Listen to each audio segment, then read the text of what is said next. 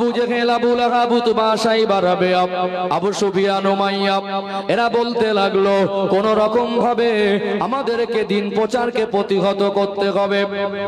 দেখ ভালো করে খবর নিয়ে কারা গোপনে গোপনে ইসলাম প্রচার করেছে, কারা গোপনে গোপনে দ্বীনের দাওয়াত মেনে কলেমার বাণী মেনে কারা আজ ইসলামের মধ্যে প্রবেশ করেছে, তাদেরকে ধরে এমন কষ্ট দেব, এমন জুলুম অত্যাচার করব, এমন ভাবে আঘাত দেব, ওই সময় দেখতে পাবে আজ ওই মানুষগুলোকে দেখে, এদের জুলুম অত্যাচার দেখে দ্বিতীয় আর কেউ যেন কলেমা পড়ার দুঃসাহস না পায়। খবর করতে লাগলো, অনুসন্ধান চালাতে লাগলো। আর আল্লাহ পাক যাদের অন্তরে ঈমান নামক সম্পদ দেয়, ঈমানি পাওয়ার এত দামি জিনিস, একজন ঈমানদার কোনদিন আল্লাহকে ভয় ব্যতীত দুনিয়ার কোন জালেমকে ভয় করতে পারে না। ঈমানি শক্তি এত দামি শক্তি, ঈমানি শক্তি নিয়ে কোনদিন ঈমানদার জালেমদের কাছে নত স্বীকার করে না। খবর পেয়ে গেল উমাইয়ার কিনে আনা গোলাম দাস হযরতে বেলাল রাদিয়াল্লাহু আনহু তিনি ঈমান এনেছেন। খবর পেয়ে গেল গরিবদের মধ্যে যারা, কৃতদাস গোলামদের মধ্যে যারা, তাদেরকে বাছাই করতে লাগলো। দেখ প্রভাবশালী ঘরের ছেলেকে আঘাত করা যাবে না, ওই গোত্রের মানুষ যদি ঘুরে যায় ফল উল্টো হবে। যারা কৃতদাস গোলাম, যারা অসহায় গরিব, এদের দিয়ে আমরা জুলুম অত্যাচার শুরু করব।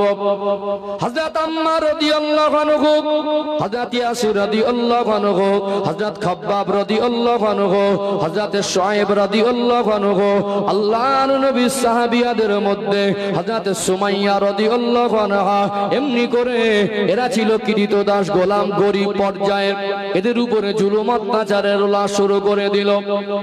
আল্লাহ নবীর সাহাবী হযরত খাব্বাব রাদিয়াল্লাহু আনহুকে ধরে মক্কার নিষ্ঠুর কাফেররা, পাষাণ হৃদয়ের মানুষেরা কয়লার আগুন জ্বালিয়ে ওই কয়লার উত্তপ্ত জ্বলা আগুনের উপরে হাত পা বেঁধে শুইয়ে দিয়ে বুকের উপরে পাথরটা চাপিয়ে দেয়। একটা জীবিত মানুষকে যদি কয়লার আগুনের উপরে শুইয়ে দেয় কি পরিমাণ কষ্ট পাবে।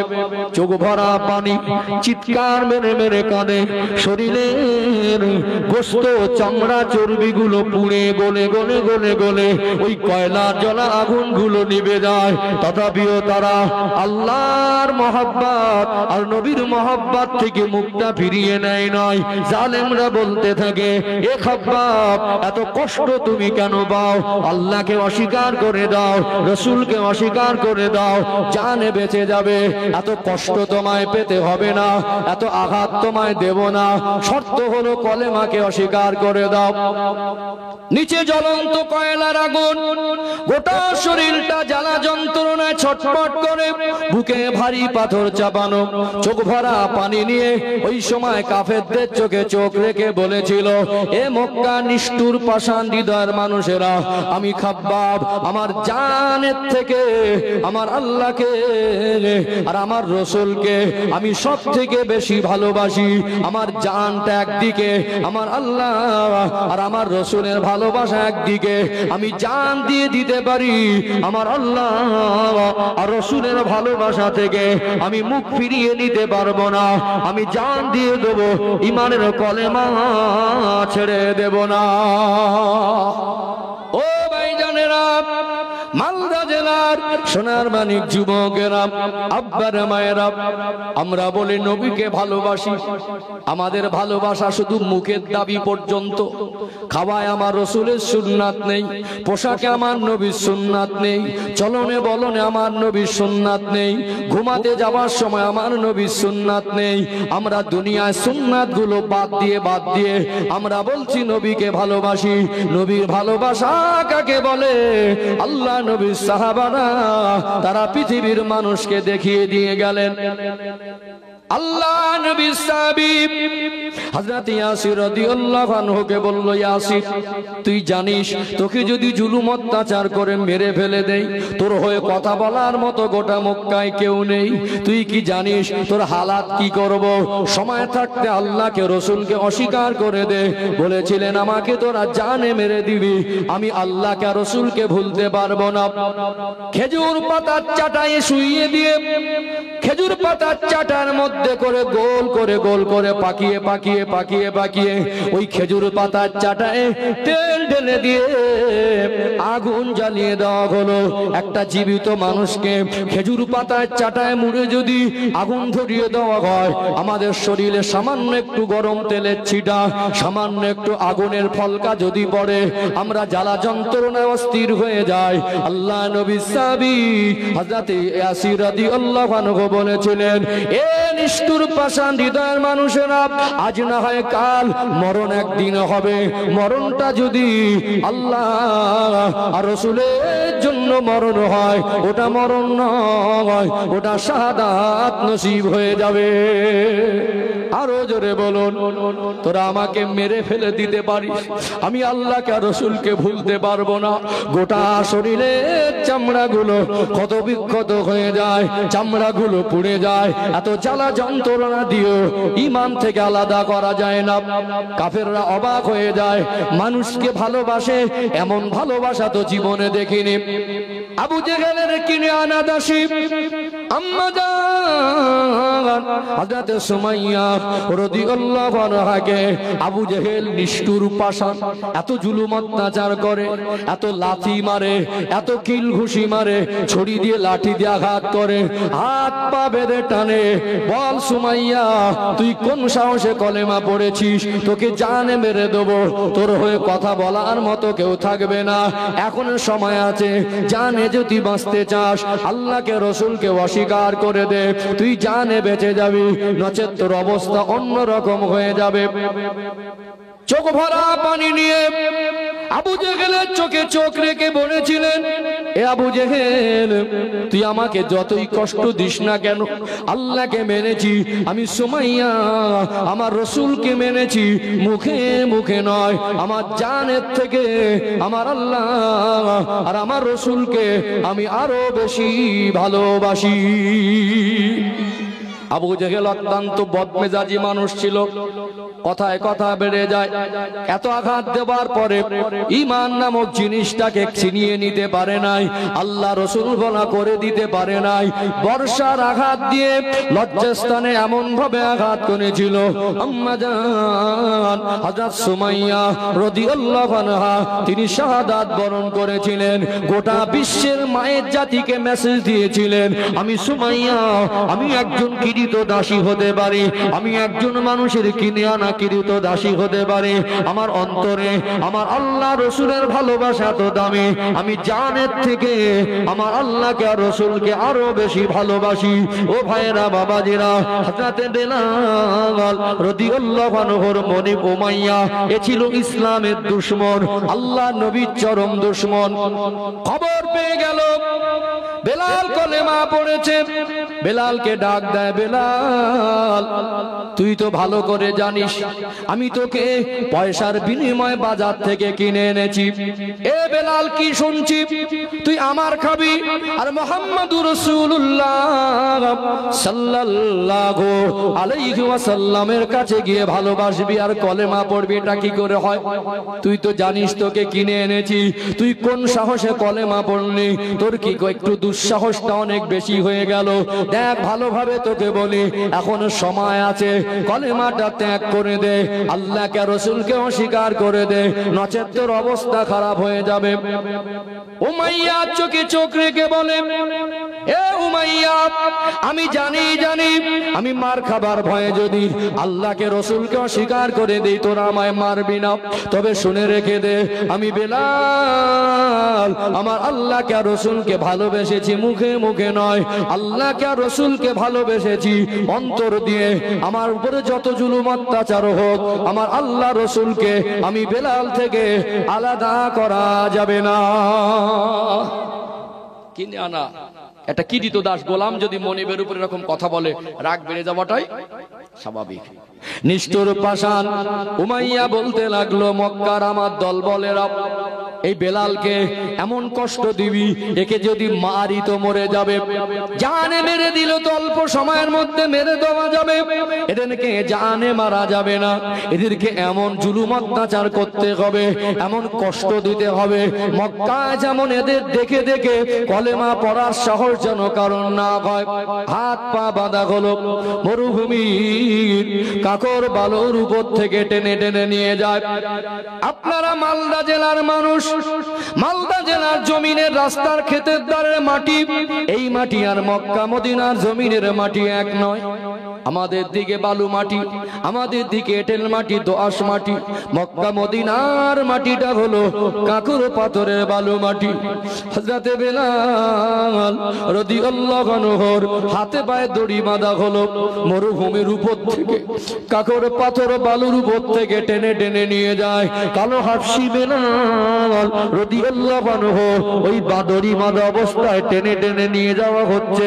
তার জবানে তখনও আল্লাহ আল্লাহ আল্লাহ শব্দ শোনা যায়, আল্লাহ এক, আল্লাহ এক। তার শরীরের চামড়া গোশতগুলো কাকর পাথরে ঘিসরানি খেয়ে তার শরীরের গোশত চামড়ার রক্তগুলো মরুভূমির জমিনটা লাল হয়ে যায়।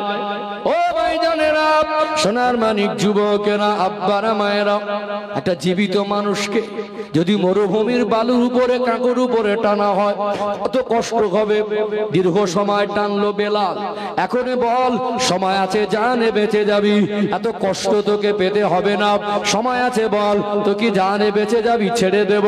শর্ত হলো আল্লাহকে অস্বীকার করে দিতে হবে, রসুলকে অস্বীকার করে দিতে হবে। হযরতে বেলাল রাদিয়াল্লাহু আনহু বলেছিলেন, এ মক্কার নিষ্ঠুরেরা, এ মক্কার পাষাণ হৃদয়ের মানুষেরা, আমি বেলাল আমার জানটুকু দিয়ে দেব, আমার আল্লাহ রসুলকে আমি এক মুহূর্তের জন্য ভুলতে পারবো না। আরো জোরে বলুন। ও ভাইয়েরা, বাবাজিরা, হযরতে বেলাল রাদিয়াল্লাহু আনহুকে টেনে টেনে গোটা শরীরটা ক্ষত বিক্ষত হয়ে গেল। আল্লাহকে রসুলকে ভোলা করা গেল না। নিষ্ঠুর উমাইয়া বলে, ওকে হাত পা বেঁধে হাত পা পিছন দিকে উল্টো করে টেনে কষে বাঁধা হলো, মরুভূমির উপরে শুইয়ে দে। গরম পাথর, ও ভাইয়েরা, বাবাজিরা, গরম পাথর বলতে জীবনে অনেকবার ঘটনা শুনেছেন, কিন্তু বাস্তবে আল্লাহ হাজী বান্দারা মক্কা মদিনা যখন প্রচন্ড রোদে তাপে গরম হয়, ওই গরম পাথরটা এত বেশি গরম হয়, পায়ের তলার চামড়াটা অনেক মোটা, হাতের তালুর চামড়াটা অনেক মোটা, এই মোটা চামড়া দিয়েও ওই পাথরের উপরে স্পর্শ করা যায় না, এত গরম হয়। মনে হবে যেন একটা ডিমকে যদি ভেঙে দেওয়া হয় কিছুটা সেদ্ধ হয়ে যাবে, এত বেশি গরম হতো, যার গোটা শরীরটা রক্তাক্ত হয়ে গেল, গোটা শরীরটা ক্ষত বিক্ষত হয়ে গেল, যার চিকিৎসা ট্রিটমেন্টের দরকার। আমাদের ছোট ছোট বাচ্চাগুলার শরীরে সামান্য কেটে গেলে ওই আঘাতটা মনে হয় শুধু বাচ্চার আঘাত নয়, ওটা যেন মা বাবার কলিজায় আঘাত লাগে। যার শরীরে চিকিৎসা দরকার, ঔষধ মলম লাগানো দরকার, মেডিসিন দরকার, তাকে ওই অতপ্ত পাথরের উপরে চিৎ করে শুইয়ে দেয়। মরুভূমির বড় পাথর কয়েকজন মিলে চাগিয়ে আনে, বড় আকারে পাথরটা ধরে ধরে ধরে ধরে এনে বেলাল হুজুরের পিছন নিচের দিকে ওই গরম পাথর উপরে একটা বড় বুকের উপরে পাথর চাপিয়ে দেয়। মনে হয় যেন শ্বাস প্রশ্বাসটা বন্ধ হয়ে আসছে, মনে হয় যেন এই মুহূর্তে বেলাল রাদিয়াল্লাহু মারা যাবে, এই মুহূর্তে দুনিয়া ছেড়ে চলে যাবে। এ বেলাল, এত কষ্ট তুমি কেন পাও? এখনো তোমার সময় আছে, বলো বলো, আল্লাহকে রসুলকে অস্বীকার করে দেবে, এই সময় তুমি ছাড় পেয়ে যাবে, জানে বেঁচে যাবে।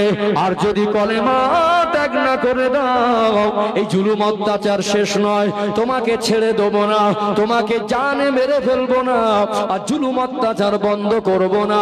ওই অবস্থায় বেলাল রাদিয়াল্লাহু আনহু তার জবান থেকে আল্লাহ আল্লাহ আল্লাহর জিকির করছিলেন। বলুন সুবহানাল্লাহ, আরো জোরে বলুন সুবহানাল্লাহ। আহাদ আহাদ, আল্লাহ এক, আল্লাহ এক, আল্লাহ ছাড়া কোনো উপাস্য নাই। নিষ্ঠুররা রেগে গেল, ওকে জানে মেরে দিলে তো শেষ হয়ে যাবে, এমন কষ্ট দেব মক্কার কোন জালেম, মক্কার কোন মানুষ দুঃসাহস পাবে না কলেমা পড়ার। দেখিয়ে দেখিয়ে বলবো যদি কেউ কলেমা পড়ে বেলালের মতো অবস্থা হবে। ও ভাইজানেরা, মালদা জেলার সোনার মানিক যুবকেরা, আব্বার মায়েরা, বেলাল রাদিয়াল্লাহু আনহুকে সন্ধ্যা হয়ে গেল, সারাদিন এত কষ্ট দেয়, গোটা শরীরটা জ্বালা যন্ত্রণায় ছটফট করে। সন্ধ্যা হয়ে গেল, উমাইয়া বলে ওর পায়ে দড়ি বেঁধে মাথাটা নিচের দিকে পাটা উপরের দিকে করে টাঙিয়ে দে। মানুষ এত নিষ্ঠুর হতে পারে, মানুষ হয়ে মানুষের উপরে এত জুলুম অত্যাচার করতে পারে? যার শরীরে চিকিৎসা দরকার, পাটা দড়ি দিয়ে বেঁধে উপরের দিকে পা, নিচের দিকে মাথা ঝুলিয়ে রাখা হলো। গোটা শরীরে রক্ত, গোটা শরীরের রক্তের রসগুলো টক টক টক টক করে নিচে পড়ে। এ বেলাল, এখন তো কলেমাটা ত্যাগ করে দিতে পারিস, আল্লাহকে রসুলকে অস্বীকার করে দিতে পারিস। এ বেলাল, সময় আছে, এখন আল্লাহকে রসুলকে অস্বীকার করে দে, জানে বেঁচে যাবি। বেলাল রাদিয়াল্লাহু আনহু বলেছিলেন, ওরে উমাইয়া শুনে রেখে দে, আমার জানটুকু হয়তো শরীর থেকে তোর আলাদা করে দিতে পারবি, আমাকে মেরে দিতে পারবি, তার বেশি কিছু করতে পারবি না।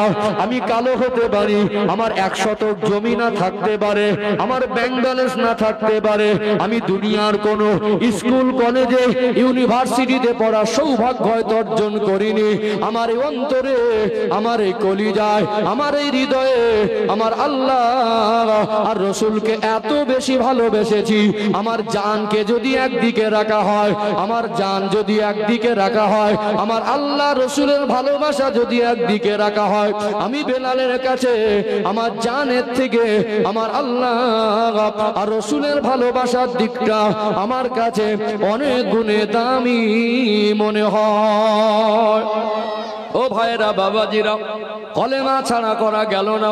উমাইয়া একটা লোহার টুকরা গালের মধ্যে যেন ঢুকানো যায়, এই রকম পরিমাণে একটা লোহার টুকরা আগুনের মধ্যে দিয়ে উত্তপ্ত আগুনে গরম করে লাল করে বেলাল রাদিয়াল্লাহু আনহুর গালের মধ্যে ঢুকিয়ে দিয়েছিল।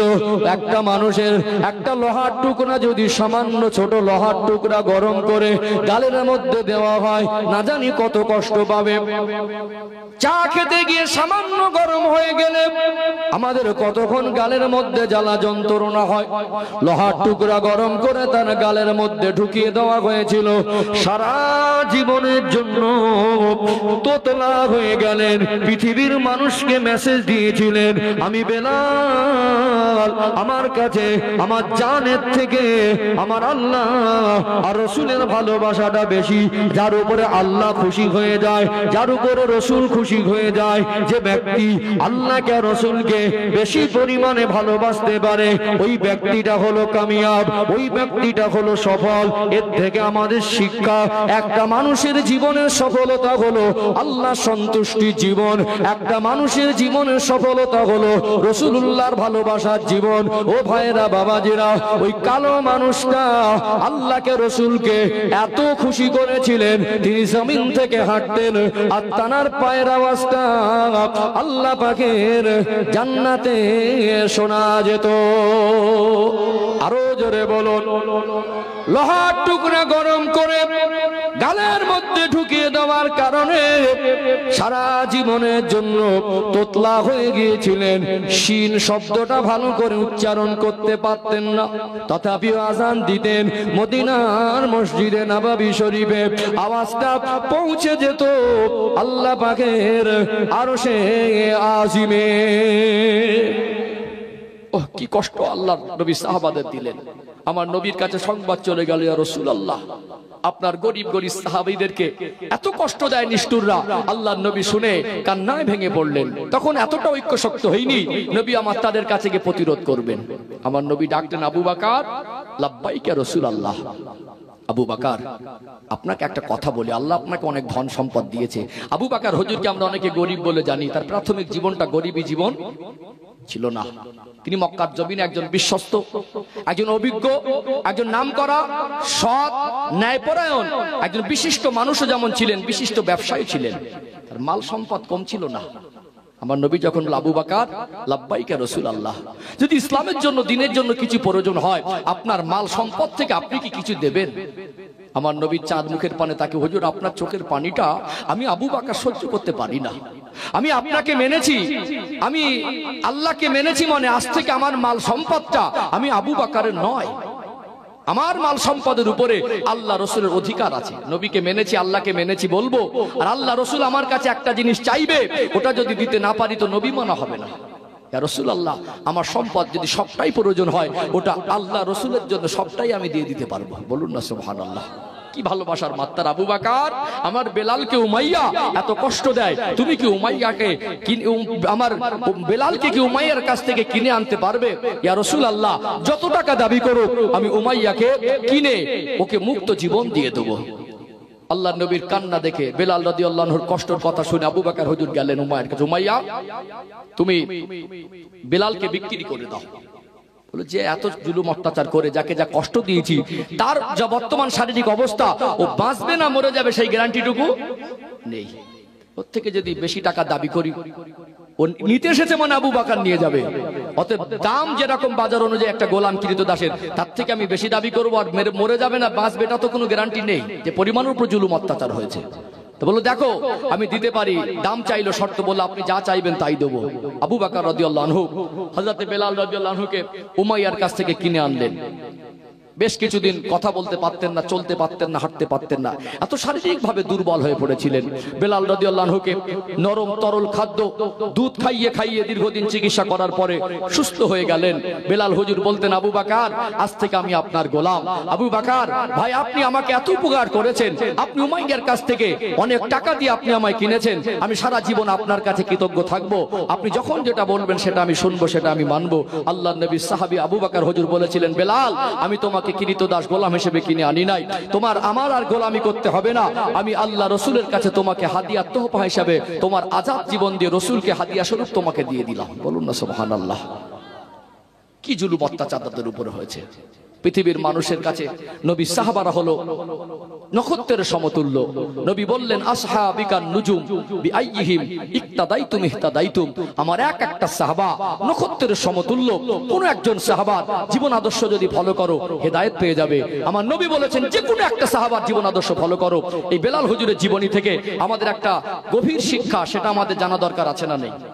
আছে না? এখানে একটা বিষয় আমি তুলে ধরব অত্যন্ত জরুরি, কেন সময় শেষ হয়ে আসছে। আমি এমন কিছু কথা, এমন কিছু তথ্য, এমন কিছু সমাজ পরিবর্তনের জন্য কিছু তুলে ধরতে চাইছি যেটা আমাদের জীবন অত্যন্ত প্রয়োজন। ঠিক না বেঠিক? দরকার আছে না? আজকে দেখুন মানুষের ভিতরে পরিবর্তন নেই, দেখেছেন? গাড়িটা পরিবর্তন হয়ে গেল, বাড়িটা হয়ে গেল, জমি জায়গা হয়ে গেল, ব্যবসা হয়ে গেল, কিন্তু আমরা আমাদের জীবনের পরিবর্তনটা দেখতে পাচ্ছি না। একটা কথা আমি বলছি, আপনারা রাগ করবেন না। জুমার দিনে প্রত্যেকটা গার্জেন যদি, প্রত্যেকটা বাবা যদি তার ছেলেকে পাশে দাঁড় করায়, খুতবার সময় আওয়াজ আসার কি কোনো প্রশ্ন থাকবে? আর কথা কি বুঝতে পারছেন? আমার কথা মনে বুঝতে পারছেন? আপনি বাবা, আপনি কোথায় থাকেন? আপনার ছেলেটা আল্লাহর ঘরে গিয়ে আজ দুষ্টুমি করছে, তার গোপদাড়ি উঠে গেল, এখন তার জ্ঞান কাণ্ড ফিরিনি, আপনি তাকে কোনোদিন ডেকে বলেননি? যদিও তারপরে মসজিদে গিয়ে কথা বলে, আপনি তো তাকে পাশে দাঁড় করান না। প্রত্যেকটা বাবা তার সন্তানকে পাশে দাঁড় করার তো দেখি, কি আওয়াজ বন্ধ হবে না? রেহাকু দেন না, আওয়াজ বন্ধ হবে না। প্রত্যেকটা বাবাকে দায়িত্ব নিতে হবে। সব থেকে উত্তম জায়গা আল্লাহর ঘর, মসজিদ। সব থেকে উত্তম দিন হলো জুমার দিন। ওই দিনটা দোয়া কবুলের দিন। কথা ঠিক না বেঠিক? ওখানে গিয়ে আমাদের আদব যদি ওই জায়গায়, সব থেকে উৎকৃষ্ট জায়গা মসজিদে গিয়ে, সব থেকে উত্তম দিন জুমার দিনে গিয়ে, দোয়া কবুলের মুহূর্তে গিয়ে যদি আমরা ওখানে আল্লাহর ঘরে গিয়ে যদি বেয়াদবি করি, আমাদের আর পরিবর্তনটা হবে কোন জায়গা থেকে? একটা অনুরোধ আপনাদের করে গেলাম, আমার কথায় ব্যথা পাবেন কিনা জানি না। যারা আওয়াজ শুনছেন, এসেছেন, আসেননি, আমি আমার মা বোনদেরকে আমি বলছি, বাচ্চাকে যখন পাঠাবেন আব্বার সাথে করে পাঠাবেন। আব্বা যদি না থাকে দাদুর সাথে করে পাঠাবেন। দাদু যদি না থাকে গ্রাম প্রতিবেশী চাচার সাথে করে পাঠাবেন। বলে দেবেন আমার ছেলেটাকে আপনি পাশে নিয়ে দাঁড়াবেন। দেখবেন এক সপ্তাহের মধ্যে মসজিদের পরিবেশ শান্ত হবে। কি হবে না? কি হবে না? আর যদি আমরা বাচ্চা মানুষদেরকে সবকটাকে এক জায়গায় করে দেই, হুজুর যতই কথা বলুক, আমি বক্তা যত জোরে কথা বলি, বলুন তো মসজিদে কি কথা বন্ধ করানো যাবে? যাবে কি? আমলটা করতে হবে না, হবে না, দরকার আছে না নেই? কি গো, দরকার আছে না? তাহলে আগামী সপ্তাহ থেকে ইনশাআল্লাহ বলেন, ইনশাআল্লাহ। বলে হুজুর ইনশাআল্লাহ বলবো না, আপনি শুনিয়ে যান, আমরা শুনে দিচ্ছি, এই পর্যন্ত থাকবে। দাদু চাইলে তার পোতাটাকে পাশে দাঁড় করাতে পারে না? বাবা চাইলে তার বাচ্চাটাকে দাঁড় করাতে পারে না? পারে। আমি মুসাফির মানুষ, আমার জন্য এখন কসর নামাজ, আমার জন্য কসর নামাজ, আমার উপরে সুন্নাত নফল ইখতিয়ারের উপরে। আমি ফরজ আর ওয়াজিব পড়বো, ইমামের পিছনে পড়লে আমি ইমামকে ইক্তেদা করলে আমার 4 রাকাত পড়তে হবে, একা পড়লে আমি কসর করে 2 রাকাত পড়বো। কিন্তু আপনারা তো মুসাফির নয়, আপনারা তো। তারপরে আমি রুমের মধ্যে গিয়ে কখনো মসজিদের কাতারেও আমি সুন্নাত নফল গুলো কখনো সময় পেয়ে পড়ে নিচ্ছি। আর আপনারা জুমার দিন সপ্তাহে একবার মসজিদে যান, সারা সপ্তাহের মধ্যে একবার গেলাম, তাও সবার লাস্টে, আর বের হচ্ছে সবার ফার্স্টে। আমাদের পরিবর্তন কোথায়? কথা কি বুঝতে পারছেন? সবার লাস্টে গেলাম, খুতবার সময় গল্প করলাম, কথা বললাম, সালাম ফিরিয়ে দিল, উঠে চলে আসলাম। কি আল্লাহকে সন্তুষ্ট করতে গেছে না মানুষকে দেখাতে গেছে? ও কি নেকি অর্জন করে নেকির বোঝা মাথায় নিয়ে বাড়ি আসতে গেছে, না বাড়ির থেকে নেকি গোনা কম ছিল, গোনাটা বাড়িয়ে বাড়ি আসতে গেছে? কি রাগ করছেন নাকি আমার কথায়? কথা কষ্ট পাচ্ছেন? আপনার আমার মন মানসিকতার ভিতরে পরিবর্তন আনতে হবে। আমল ধীরে ধীরে করি না, যে পন্থে আমাদের জীবন পরিবর্তন হয় সেই পন্থাগুলো আমাদের অবলম্বন করা দরকার আছে না নেই? আছে না? দেখুন এই ছোট ছোট বাচ্চাগুলো, আমি বারবার এদেরকে আমি খুব ভালোবাসি, ছোট বাচ্চাকে। আল্লাহ নবী সাল্লাল্লাহু আলাইহি সাল্লাম ছোট বাচ্চাদের ভালোবাসতেন, ছোট বাচ্চাদের ভালোবাসতেন। কখনো তম্বি করি, কখনো চোখ দেখাই, কখনো আবার ভালোবাসি। এতিমদেরকে আল্লাহ নবী সাল্লাল্লাহু আলাইহি সাল্লাম ভালোবাসতেন। এতিম বাচ্চার মাথায় হাত বোলাবেন, আপনার কিছু কষ্টের টাকা দিয়ে তার মুখে হাসি ফোটাবেন। এতিমের মুখে হাসি ফোটালে এতিমের মুখের হাসিটায় আমার আল্লাহ আপনার উপরে সন্তুষ্ট হয়ে যাবে। বলুন সুবহানাল্লাহ। আমার নবী নিজেও তো এতিম ছিলেন, আমার নবী নিজেও এতিম ছিলেন। এই জন্য যদি আপনার পাশে কোনো বাচ্চা দুষ্টুমি করে, ওটা নিজের বাচ্চা মনে করে পাশে দাঁড় করিয়ে দেবেন, নিজের বাচ্চা মনে করে পাশে দাঁড় করিয়ে দেবেন। তাতে আমাদের পরিবেশটা শান্ত থাকবে। কি আমল করবো তো বলেন ইনশাআল্লাহ, ইনশাআল্লাহ। দেখবেন আগামী দিন জুমার দিনে খুতবায় ওঠার আগে বাচ্চাদেরকে সব ভাগ ভাগ করে নেবেন। ইমাম সাহেব খুতবায় ওই আজান মানে মুয়াজ্জিন সাহেব যখন খুতবা যে আজান দেয়, ওই আজানের আগে আগে বাচ্চাদেরকে ভাগ ভাগ করে বসে যাবেন। যতক্ষণ না বাচ্চাদের নিয়ে ভাগ ভাগ করে বসে যাবেন, ততক্ষণ না আপনি খুতবা দাঁড়াবেন না। খুতবার জন্য মুয়াজ্জিনের দাঁড়ানোর আগে ক্লিয়ার করে না, দেখবেন 1 সপ্তাহে মসজিদের পরিবেশ পরিবর্তন হবে। কি হবে কি হবে না? একটু হাঁকু দেন না। এইটুকু আমরা পারবো না?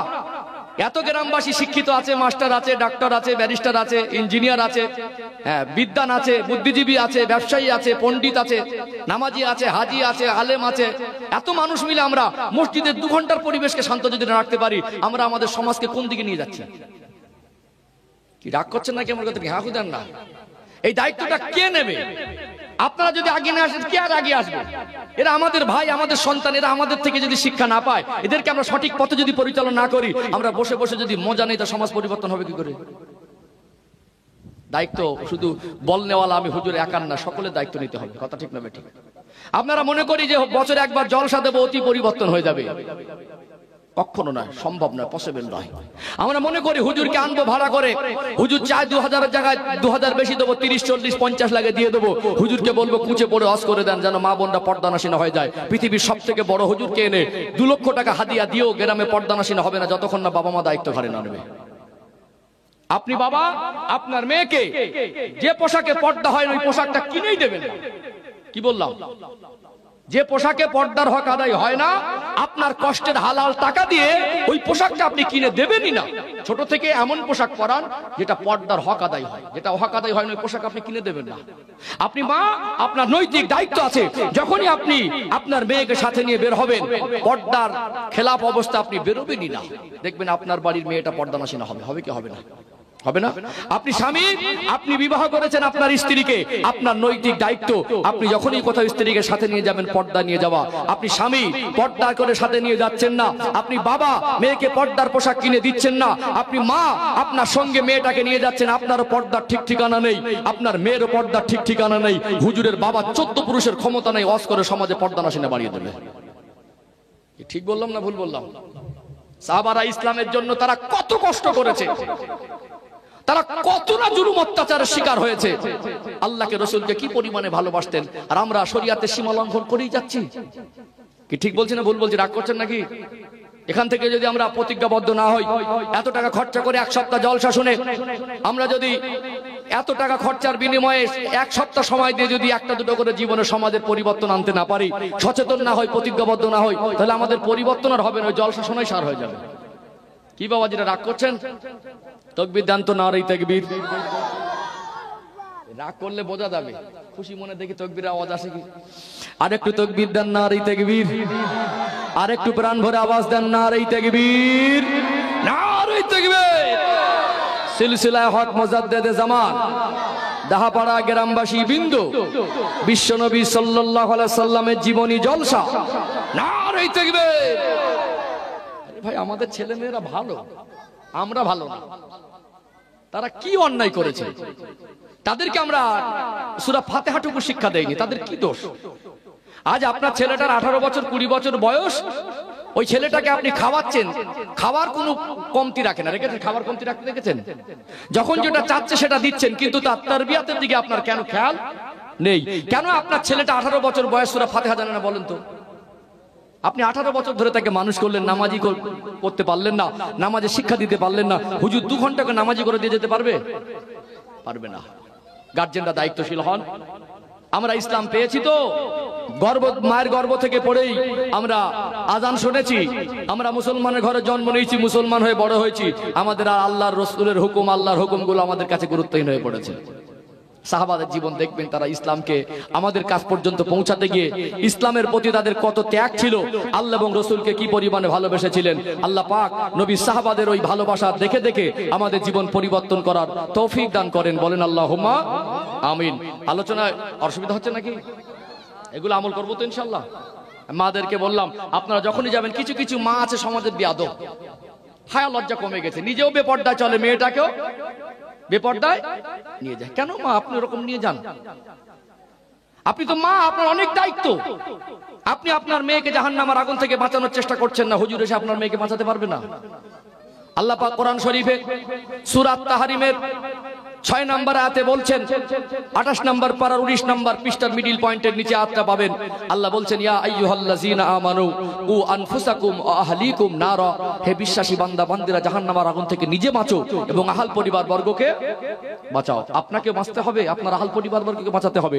আপনি আপনার মেয়েকে, ছেলেকে যদি জাহান্নামের আগুন থেকে বাঁচানোর চেষ্টা না করেন, আপনি যদি দায়িত্বহীন হয়ে পড়েন, বাবা মা যদি দায়িত্ব ঘাড়ে না নেয়, সমাজে পৃথিবীর সবথেকে বড় বক্তা নেয়, পৃথিবীর সবথেকে বড় জলসা দিয়ে সমাজের নামাজি আর পর্দানশীনা বাড়ানো সম্ভব হবে না। আপনার ছেলের ভিতরে শরীয়তের ভিত নেই, এই জন্য আপনার ছেলেটা ওই লটারির দোকানে গিয়ে লাইন দেয়। ওর কাছে হারাম হালালের সীমা লঙ্ঘন, যাররা কোনো আফসোস হচ্ছে না। কিন্তু আপনার ছেলেকে ছোট থেকে যদি সেই পরিবেশে মানুষ করতেন, ওর ভিতরে দিনের ভিত তৈরি হতো, ওকে কেউ প্রলোভন দেখিয়ে লটারির দোকানে নিয়ে যেতে পারতো না। তাদেরকে উপযুক্ত ঈমানের শিক্ষা, উপযুক্ত তারবিয়াতের ঘাটতির কারণে আমাদের ছেলে মেয়েদের ভিতরে বদ আকীদা, বদ চিন্তাধারা, আমাদের ছেলে মেয়েদের ভিতরে খারাপি পরিবেশ তৈরি দেখা যাচ্ছে। এগুলো বাবা মার ব্যর্থ জীবন, এগুলো অপদার্থ বাবা মার অসাবধানতার কারণ, দায়িত্বহীনতার ফল। এগুলো নিঃসন্দেহে বাবা মা যদি দায়িত্ববান হয়, বাবা মা যদি এগুলোকে গাইড করে, ইনশাআল্লাহ আমাদের সন্তানগুলো ভালো হবে ইনশাআল্লাহ। আল্লাহ আমাদের বোঝার তৌফিক দান করেন, বলেন আল্লাহুম্মা আমিন। একটু দরুদ শরীফ, আল্লাহুম্মা সাল্লি আলা।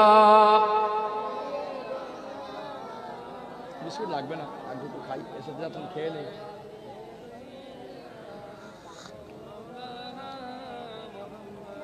हब्बे अहमद अजल ही सीने में है, मैं हूँ मेरा दिल मदीने में है।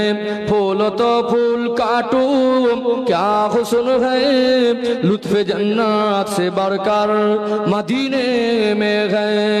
अल्लाहुम्मा सल्ले अला।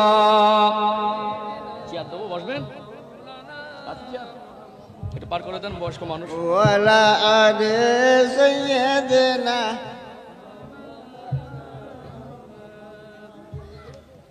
আল্লাহুম্মা সাল্লি আলা সাইয়্যিদিনা মাওলানা মুহাম্মদ وعلى آل سيدنا مولانا محمد নামাজি ও বেনামাজি কেন রে বেনামাজি নামাজ কেন পড়ো না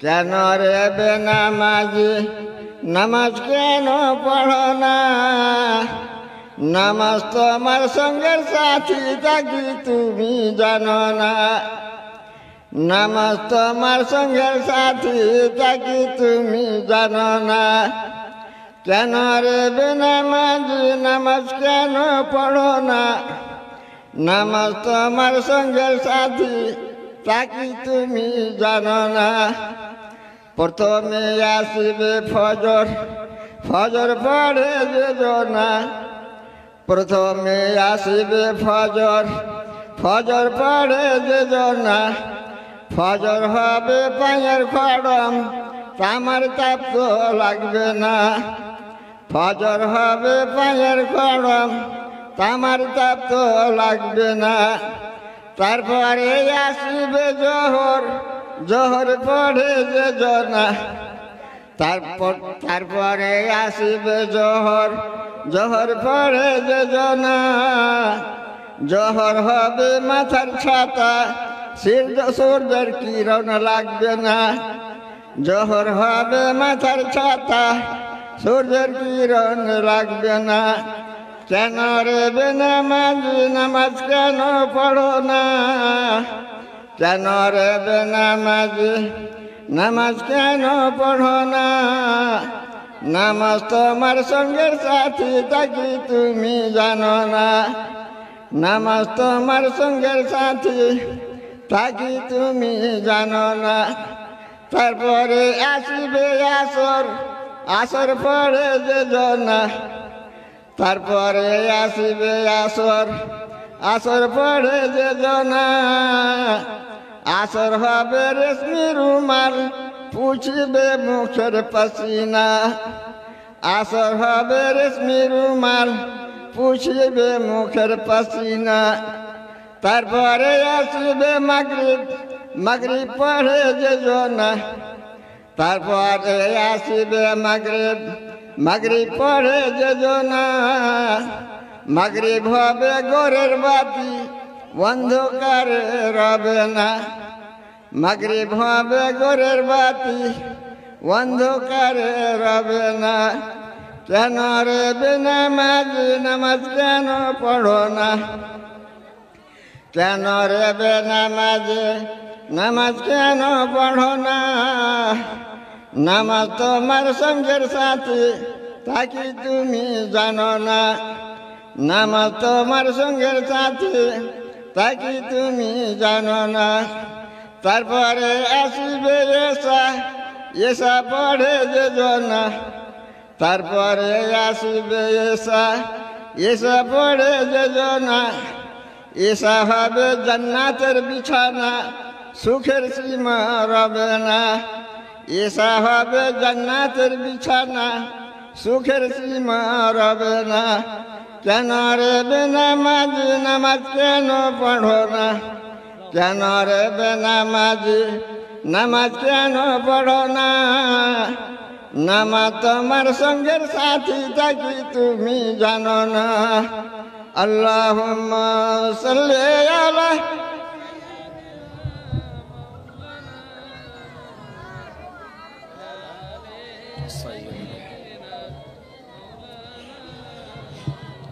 আরো মহব্বতে আল্লাহুম্মা সাল্লি আলা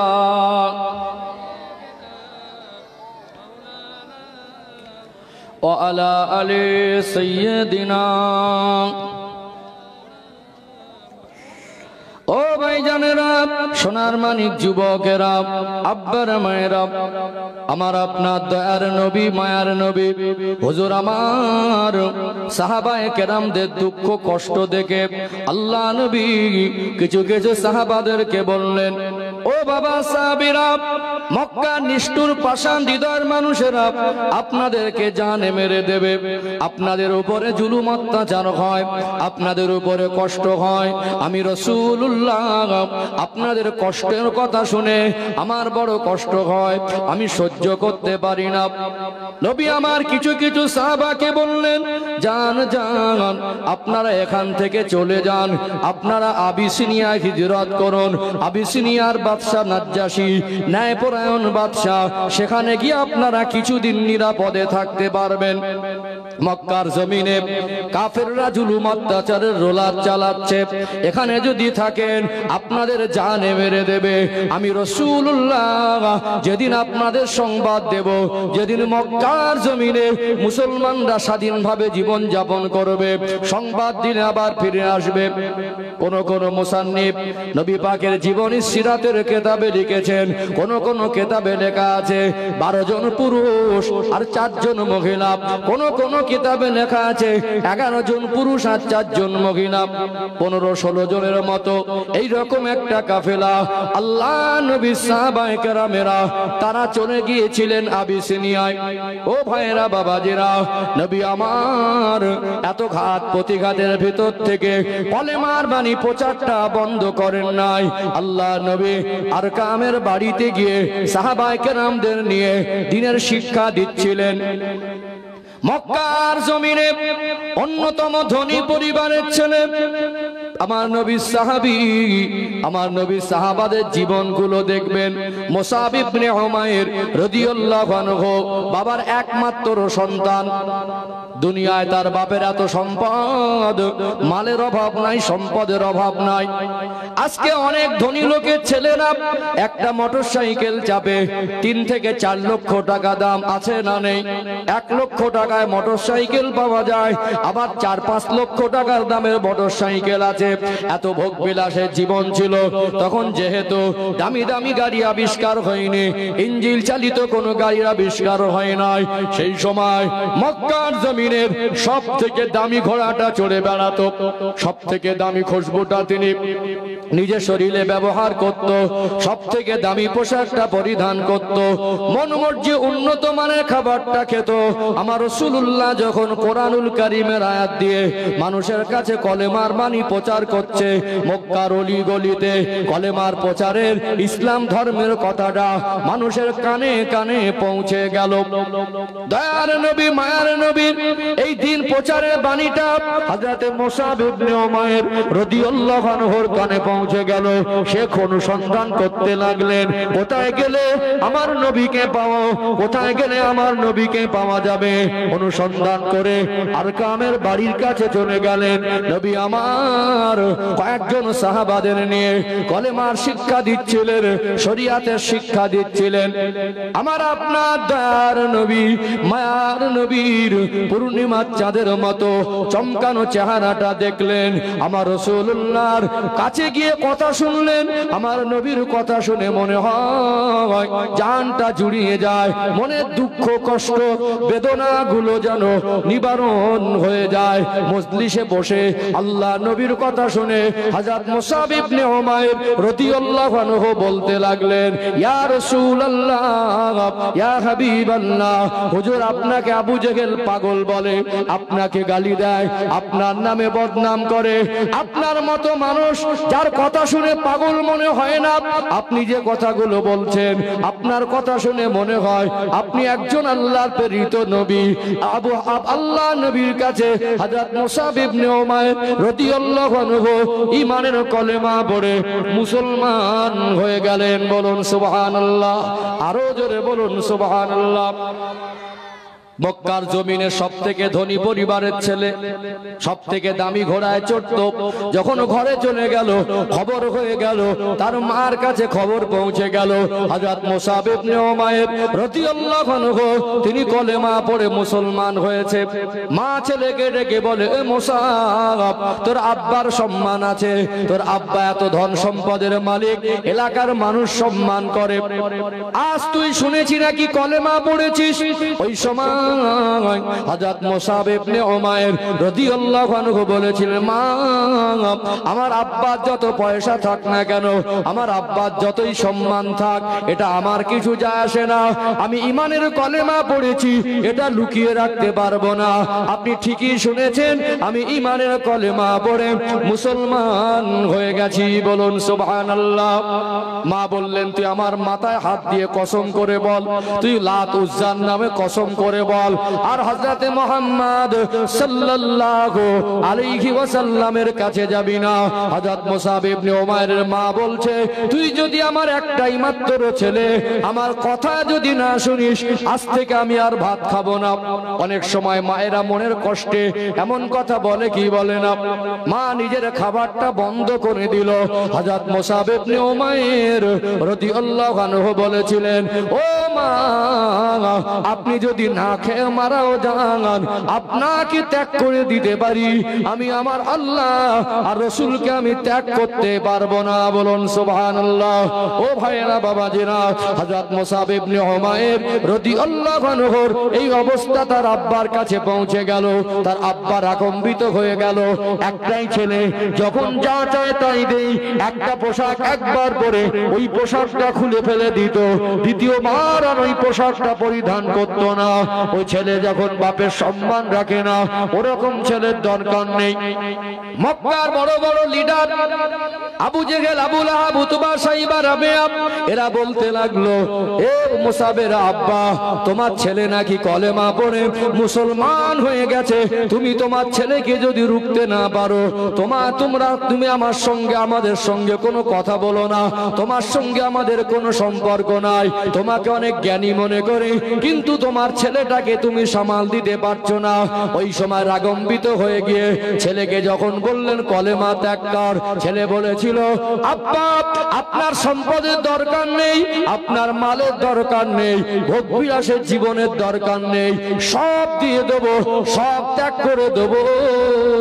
আল্লাহ আর রাসূলকে আমি এক মুহূর্তের জন্য ভুলতে পারবো না।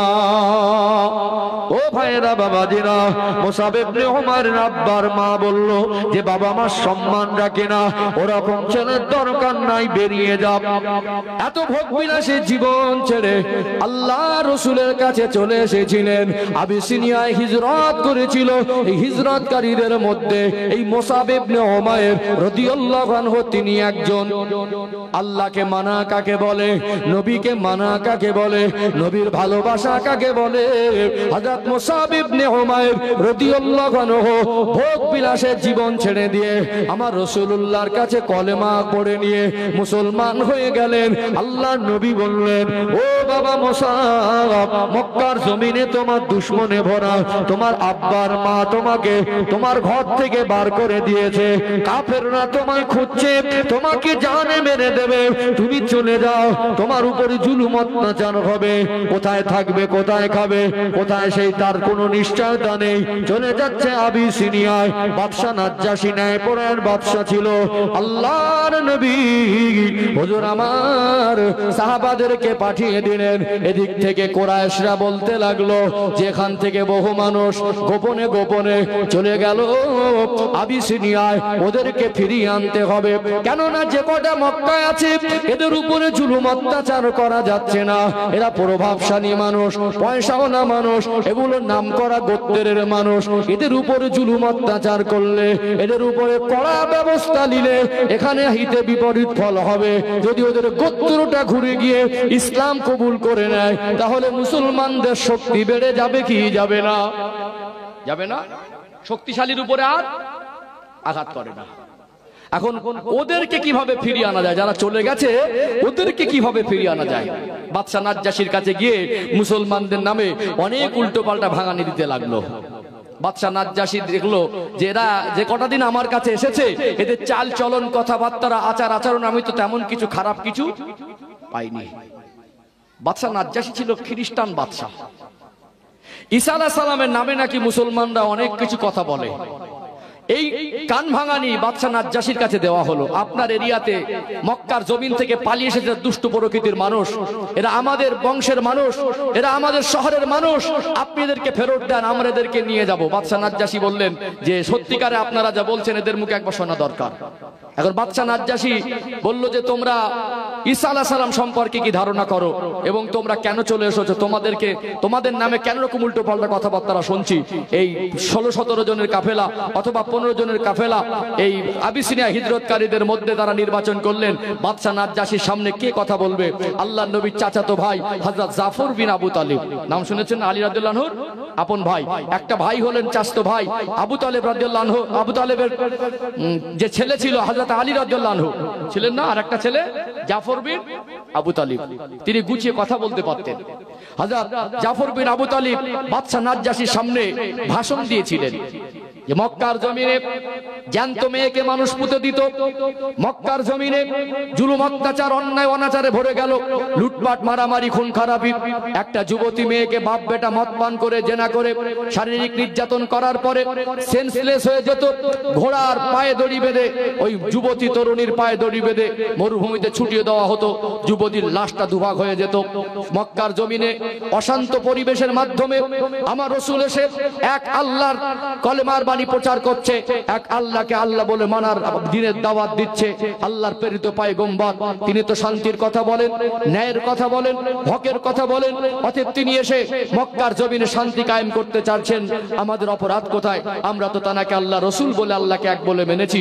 বলল তোমাদের নতুন ধর্ম প্রচার হচ্ছে, তোমরা যে দিনের মধ্যে এসেছো, বলো তোমাদের ধর্মে ঈসা আলাইহিস সালাম সম্পর্কে তোমাদের কি মন্তব্য? তিনি বললেন ঈসা আলাইহিস সালাম আল্লাহ পাকের প্রেরিত একজন সম্মানিত নবী ছিলেন। বলুন সুবহানাল্লাহ। এই ধারণা শুনে বাদশা নাজ্জাশী বললেন না, আপনারা ইচ্ছাকৃত কান ভাঙিয়ে এদের প্রতি আপনার আক্রমণ বা দুশমনী করার জন্য আমার নামে উল্টো পাল্টা বলেছেন যে ঈসা আলাইহিস সালাম সম্পর্কে এদের বাজে ধারণা, এরা ঈসা আলাইহিস সালামকে গালি দেয়, কিন্তু রাতে বলছেন আল্লাহর প্রেরিত একজন নবী। এই বাদশা নাজ্জাশী আমার রাসূলুল্লাহর আচরণের কথা শুনে, এই বাদশা নাজ্জাশী ইসলাম সম্পর্কে জেনে, একটা সময় বাদশা নাজ্জাশী আমার রাসূলের দরবারে আসার সুযোগ হয়নি, এ কলেমা পড়ে মুসলমান হয়েছিল। আমার নবী তার গায়েবানা জানাজা নামাজও পড়েছিলেন। বলুন সুবহানাল্লাহ। ও ভাইজানেরা, সোনার মানিক যুবকেরা, আব্বারা মায়েরা, এই বাদশা নাজ্জাশী আমার রাসূলুল্লাহর সাহাবাদেরকে আশ্রয় দিয়েছিলেন, তোমরা শান্তির সঙ্গে যতদিন ইচ্ছা আমার এখানে থাকো, কেউ তোমাদের আঘাত করতে পারবে না। আবু জেহেল জ্বলে পুড়ে যায় কোন রকম ভাবে যখন আমার নবী আর সাহাবাদের উপরে কোন রকম চক্রান্ত করে কোনো কাজ হচ্ছে না, সবাই মিলে দারুন নাদওয়াতে মিটিং করলো কি করা যায়, এর প্রতিরোধের কি ব্যবস্থা নেওয়া যায়। সবাই বলল নবীজির চাচা আবু তালেব, যার সঙ্গে আমার রাসূলুল্লাহর খুব গভীর সম্পর্ক, সেই 8 বছর থেকে আজ 44-45 বছরের মতো বয়স যদি হয়, আমার রাসূলুল্লাহ টানা 37-38 বছরের মতো সুসম্পর্ক। আবু তালেব মক্কার নামকরা একজন মানুষ। আগে চাচার কাছে গার্জেনের কাছে গিয়ে বলি, আবু তালেবের কাছে তার কাছে গিয়ে বুঝিয়ে বলে সাইফকে যেন কলেমার দাওয়াত দিতে মানা করে। আবু জেহেল, আবু লাহাব, উতবা, সাইবা, রাবিয়া সবাই চলে আসলো আমার রাসূলুল্লাহ চাচার কাছে। ও আবু তালেব, তুমি তো আমাদেরই একজন, তোমার ভাইপো নতুন ধর্ম প্রচার করছে, ইসলামের বাণী প্রচার করছে, আজ যদি আমরা বাধা না দেই, একদিন সব দলে দলে মানুষ ইসলামের ছায়াতলে এসে যাবে, আমাদের নেতৃত্ব দাদাগিরি থাকবে না। তুমি গার্জেন, তোমাকে না জানিয়ে তোমার ভাইপোর উপরে যদি কঠিন কোনো অ্যাকশন নেই, তাহলে তুমি একটা সময় হয়তো বলতে পারো আমাকে কেন বলনি, তুমি একবার তোমার ভাইপোকে বলো কি চাই। যদি মক্কার জমিনের সবথেকে ধনী হতে চায়, আমরা পয়সা দিয়ে মুহাম্মাদুর রাসূলুল্লাহ সাল্লাল্লাহু আলাইহি ওয়াসাল্লামকে ধনী বানিয়ে দেব। যদি সুন্দরী নারী চায়, সুন্দরী নারী দেব। যদি দুনিয়ার জমিনে মক্কা সবথেকে বড় নেতা হতে চায়, আমরা নেতা বানিয়ে দেবো, কিন্তু শর্ত হলো কলেমার বাণী প্রচার করতে পারবে না। নবী আমার সারাদিন কাফেরদের ছোট বড় কথা শুনে ভারাক্রান্ত হৃদয় নিয়ে সন্ধ্যার সময় ঘরে ফিরলেন। আল্লাহ নবীর চাচা যান আবু তালেব ডাকলেন, ও ভাতিজা মোহাম্মদ, বলুন সাল্লাল্লাহু আলাইহি ওয়াসাল্লাম, এদিকে এসো বাবা। তুমি তো জানো মক্কার জমিনে তোমার দুশমনে ভরা, বড় বড় গোত্রের লিডাররা এরা তোমার দুশমন হয়ে গেছে, এরা তোমার বিরোধী পক্ষ। ওরা আজকে আমার কাছে এসে তোমার নামে নালিশ করে গেছে। তুমি কি চাও? সুন্দরী রমণী চাও? তুমি কি চাও? অর্থ চাও? তুমি কি নেতা হতে চাও? তুমি যা চাইবে ওরা তাই দেবে, শর্ত হলো কলেমার বাণী প্রচার করা যাবে না। এই কাজটা কি বাদ দিলে হয় না? আল্লাহ নবী কথাটা শুনলেন। দয়ার নবী, মায়ার নবীর নূরের চক্ষু মোবারক থেকে টপ টপ করে পানি টুসা গড়িয়ে যায়। চাচা আবু তালেবের মুখের দিকে পূর্ণিমার চাঁদের মতো চমকানো চেহারাটা তুলে দেখলেন। চোখ দুটা ছলছল করে, টপ টপ করে পানি পড়ে।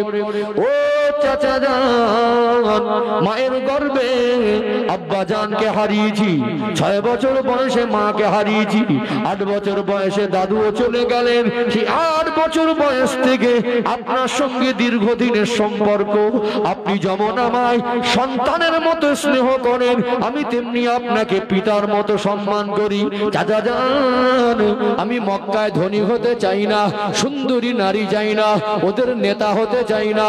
আল্লাহ দেওয়া দায়িত্ব থেকে আমি মুহাম্মাদুর রাসূলুল্লাহ সাল্লাল্লাহু আলাইহি ওয়াসাল্লাম এক মুহূর্ত কলেমার বাণী প্রচার থেকে বিরত থাকতে পারবো না। যারা বলেন না, ও চাচা জান, চাচা জান, আজ থেকে এমন কি আপনি যদি আমার বিরুদ্ধে হয়ে যান, আমি আল্লাহর দেওয়া দায়িত্ব থেকে বিরত থাকতে পারবো না। ওরা আসমানের চাঁদকে যদি আমার এক হাতে এনে দেয়, আসমানের সূর্যকে যদি এক হাতে এনে দেয়, আমি আল্লাহ রসুল আল্লাহর দেওয়া দায়িত্বটা প্রচার করব। আজ থেকে যদি আপনি আমার পাশ থেকে সরে যান, আজ থেকে আমি মনে করব দুনিয়ায় আমার আহা বলার মতো আর কেউ নেই। চোখের পানি দেখে আবু তালেবের মনে দয়া হেঁটে গেল, আবু তালেবের মনে মায়া হলো। আমার নবীকে কোনোদিন কষ্ট দেয়নি, আমার নবী চোখের পানি সহ্য করতেন না। চোখের পানি দেখে বলেছিলেন, ও আমার ভাতিজা, চোখের পানি মুছে নাও, যাও যাও, আজ থেকে তুমি বুক ফুলিয়ে দিন প্রচার করো, আজ থেকে তুমি কলেমার বাণী প্রচার করো।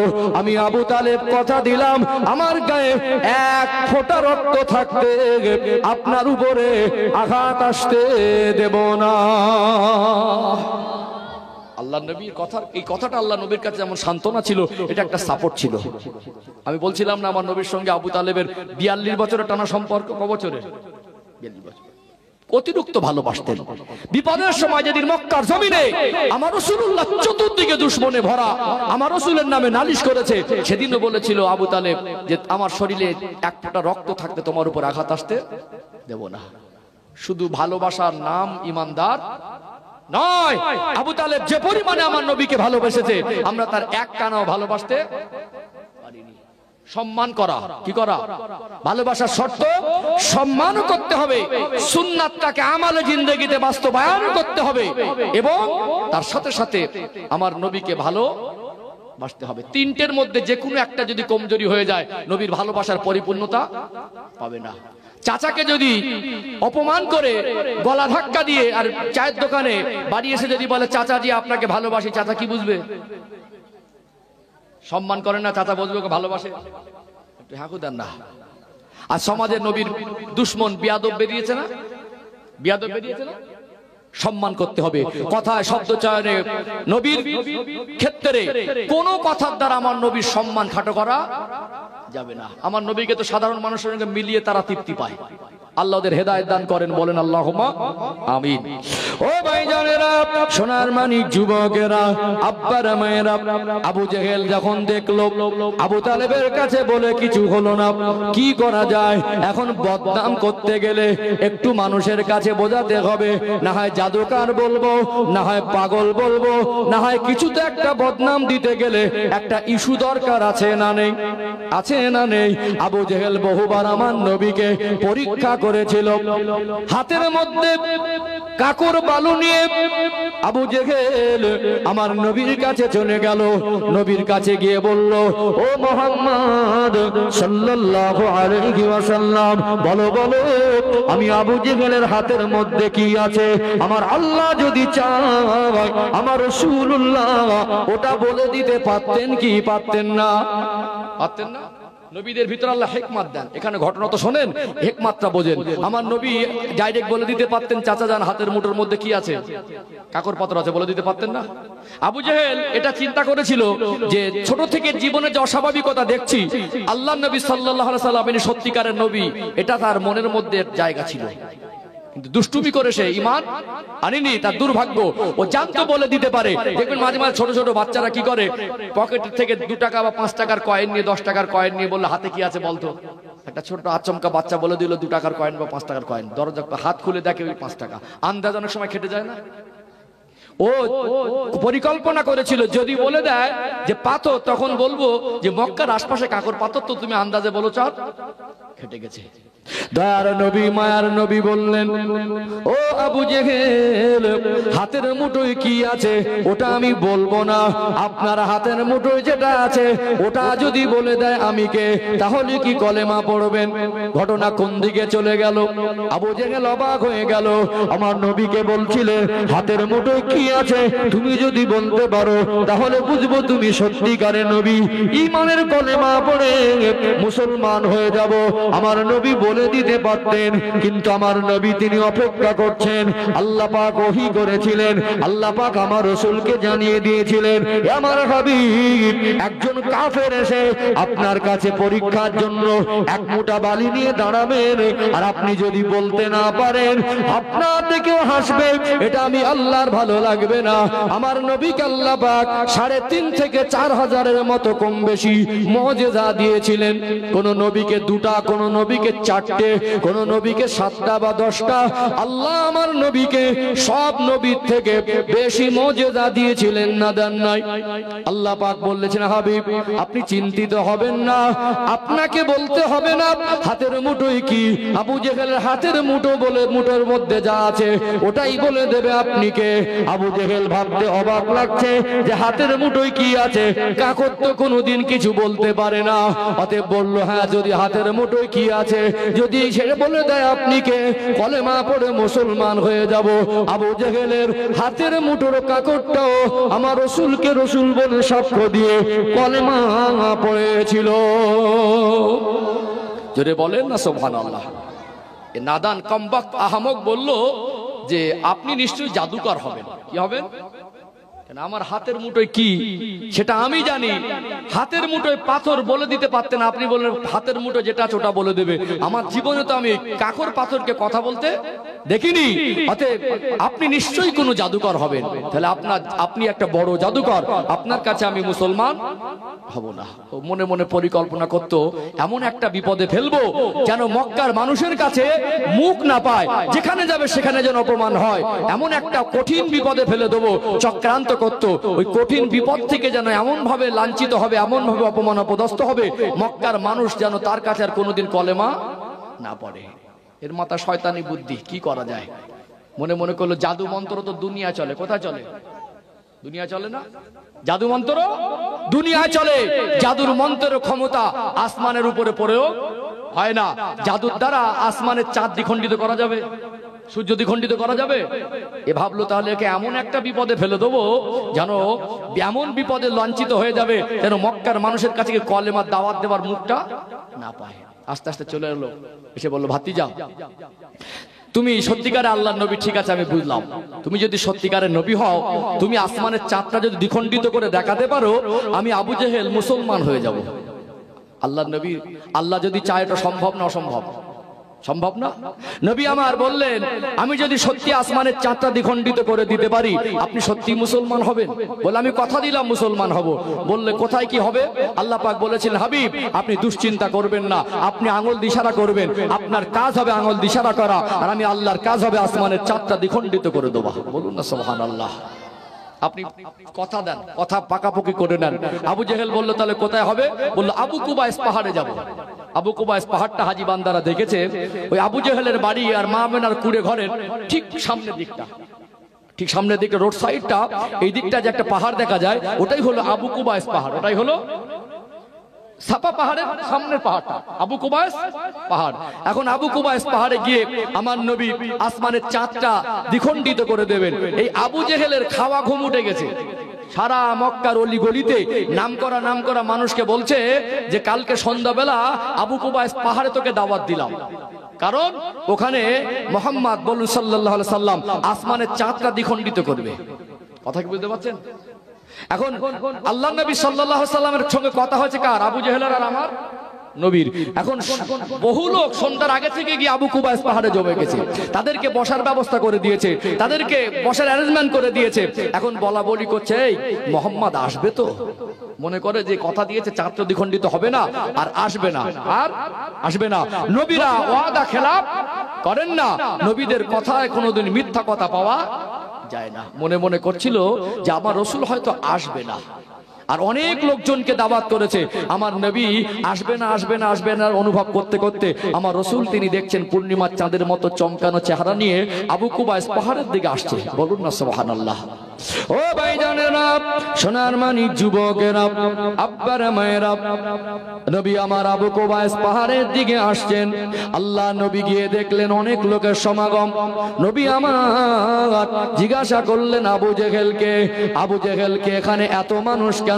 বলল, আমি জমা করেছি। বলতে লাগলো, আপনার সঙ্গে আমার যা কথা হয়েছিল আপনি সেই কথা অনুযায়ী কাজ করেন। আল্লাহ নবী ঘুরিয়ে বললেন, আপনার সঙ্গে আমার কি কথা হয়েছিল? বলে, যা হয়েছিল তুমি জানো, ভালো করে বুঝবেন। আসার পরে নবীকে বলছে যে যা কথা হয়েছিল কথা মতো কাজ করো। নবী বলছেন যে কি কথা হয়েছিল আপনি বলেন। বলে, তুমি তো জানো। জানো মানে আমি আর আপনি কথা হয়েছিল, দুজন আসলে ঝামেলা মিটে যেত। কথা হয়েছে আমার আপনার, তাহলে আমি আর আপনি আসলে ঝামেলা মিটে যেত। তাহলে এত লোক কেন? বলে, আমি ডেকেছি। ডেকেছে কি আবু জেহেল? কি কথা হয়েছিল আমি আর আপনি জানতাম, দুজন আসলে মিটে যেত। ওই কি কথা হয়েছিল এত লোকের সামনে আপনি একবার বলেন। মাথা মোটা মালটা একটু পেঁচে পড়ে গেল, বুঝলেন? আমার রসুলের সামনে একটু পেঁচে পড়ে গেল যে আমি আর আপনি আসলে মিটে যেত। যেমন লোক সড়ক করেছেন, লোকের সামনে আপনি কি বলেছিলেন, আমার সঙ্গে কথা দিয়েছিলেন, ওই কথাটা আর একবার বলেন। তখন ও বাধ্য হয়ে বিপদে পড়ে বলল যে সত্যি যদি আজকে তুমি আসমানের চাঁদটা দ্বিখণ্ডিত করে দিতে পারো তাহলে আমি মুসলমান হব। এটা আল্লাহ নবী যেমন লোকজনকে সড়ক করেছে, লোকজনের সামনে তার জবান থেকে একবার ব্যক্ত করিয়েছে। আমার আপনার দয়ার নবী, মায়ার নবী আবু কুবাইস পাহাড়ে দাঁড়িয়ে আসমানের দিকে তাকিয়ে আঙুল দিয়ে ইশারা করেছেন, আর আমার আল্লাহ আসমানের চাঁদটাকে দ্বিখণ্ডিত করে দিয়েছিলেন। আরো জোরে বলুন। আবু জেহেল বললে, বড় জাদুকর, এ বড় জাদুকর। ওই সময় আবু জেহেলের খবর দোয়া দেখে আনা লোকজনের মধ্যে কিছু মানুষ বলল, এটি জাদুকর নয়, একজন জাদুকরের দ্বারা আসমানের চাঁদ দ্বিখণ্ডিত হতে পারে না। আল্লাহ নবীর কাছে কিছু মানুষ ঈমানের কলেমা পড়ে মুসলমান হয়ে গেলেন। আবু জেহেল অত্যন্ত লজ্জিত হলো। এ হতভাগা ভাবলো, লোক সড়ো করলাম আমি, লোক জড়ো করলাম আমি, আর অপমান যার হওয়ার কথা ছিল উল্টো অপমান আমি হয়ে গেলাম, বরং আমার ডেকে আনার লোক কলেমা পড়ে মুসলমান হয়ে গেল। রাগ বাড়বে না কমবে? রাগ বাড়বে না? খুব রেগে গেল। এ ভেবে দেখছে যে রাতের বেলা কোনোভাবে মেরে দেওয়া যায় কিনা। একটাই রাস্তা, মেরে দিতে হবে। জানে মেরে দিতে হলে কি হবে? আল্লাহ নবীর ঘরটা আর আবু জেহেলের ঘরের পাশ থেকেই মক্কা শরীফ আসতে হবে। আল্লাহ নবীর মা মেনার কুড়ে ঘর যেখানে ছিল ওই ঘরের থেকে বেরিয়ে আবু জেহেলের ঘরের সামনে থেকেই কাবা বাইতুল্লাহ আসতে হবে। মানে আল্লাহ নবীর ঘরটা আবু জেহেলের ঘরের পরে। এ তো প্রতিবেশী ছিল, কি ছিল? প্রতিবেশী, মানে আপন চাচা না হলে সম্পর্কে একটা চাচা ভাইপোর একটা গভীর সম্পর্ক ছিল। এখন রাতের বেলা দেখছে যে এই রাস্তা দিয়েই আমার রসুল কাবা শরীফে রাতের বেলা নামাজ পড়তে যান, আল্লাহর কাবায় গিয়ে তিনি নামাজ আদায় করেন। এখানে এমন করে গর্ত খুঁড়ে রাখবো, রাতের বেলা আন্দাজে পড়ে গর্তে পড়ে যাবে, আর উপর থেকে মাটি চাপা দিয়ে মেরে দেবো, রাতে রাতে শেষ করে দেবো। কি করবো? রাতে রাতে শেষ করে দেবো। ও ভাইজানেরা, সোনার মানিক যুবকেরা, আব্বারা মায়েরা, আবু জেহেল চক্রান্ত করে রাতের বেলা আমার রাসূলুল্লাহ যে রাস্তা দিয়ে কাবা বাইতুল্লাহ শরীফে নামাজ পড়তে যেতেন, ওই রাস্তার মাঝে অনেক কষ্ট করে গর্ত করে একটা কূপ খনন করলো। রাতের বেলা মনে মনে করছেন, নবী আমার তাহাজ্জুদের রক্তে উঠে যেতেন, আল্লাহ নবী তাহাজ্জুদের নামাজ পড়তে যেতেন। ওই সময় মনে মনে করছে যেই রাস্তা দিয়ে যাবে কূপ খুঁড়ে আল্লাহ নবী আসবেন, এই অপেক্ষা করতে লাগলেন। আল্লাহ নবী আরামের বিছানায় গেলেন। হযরত জিবরাইল আমিন আলাইহিস সালাম এসে আমার রাসূলকে সালাম দিলেন, আসসালামু আলাইকা ইয়া রাসূলুল্লাহ, আসসালামু আলাইকা ইয়া হাবিবাল্লাহ। হুজুর, আল্লাহ পাক আপনাকে আজকে রাস্তা পরিবর্তনের আদেশ করেছেন। আজকে আপনি প্রতিদিন যে রাস্তা দিয়ে আল্লাহর কাবায় যান, ওই রাস্তা দিয়ে আপনি যাবেন না। আজকে আপনি নিজে থেকে রাস্তাটা পরিবর্তন করে নেবেন। আমার রাসূলকে আল্লাহর নিষেধ ছিল ওই রাস্তা দিয়ে না যাওয়ার। আর আবু জেহেল সব সময় অপেক্ষা করছিল গভীর রাতে আল্লাহর নবী হয়তো এইবার এই রাস্তায় আসবেন। দেখবেন রাত জেগে থাকলে একটু মাঝে মাঝে পেশাবের বেগ পায় না? ভাবছে আমি যদি এই মুহূর্তে ঘোরাঘুরি করি, আমি যে দুশ্মনী করছি চাচা ভাই, এই যে একটা গভীর ষড়যন্ত্র চলছে আমার সঙ্গে, যে একটা আড়াআড়ি একটা গভীর বিরোধিতা চলছে, আমি যদি এখানে গভীর রাতে ঘোরাঘুরি করি তাহলে রাস্তা পরিবর্তন করে নিতে পারে। আড়ালে চুপ করে আছে, পেশাবও লেগেছে। আর পেশাব লাগার পরে মনে করছে যদি আমি বেরিয়ে যাই দেখা হয়ে যায়, চেপে রাখি, আরেকটু পরে যাব, আরেকটু পরে যাব।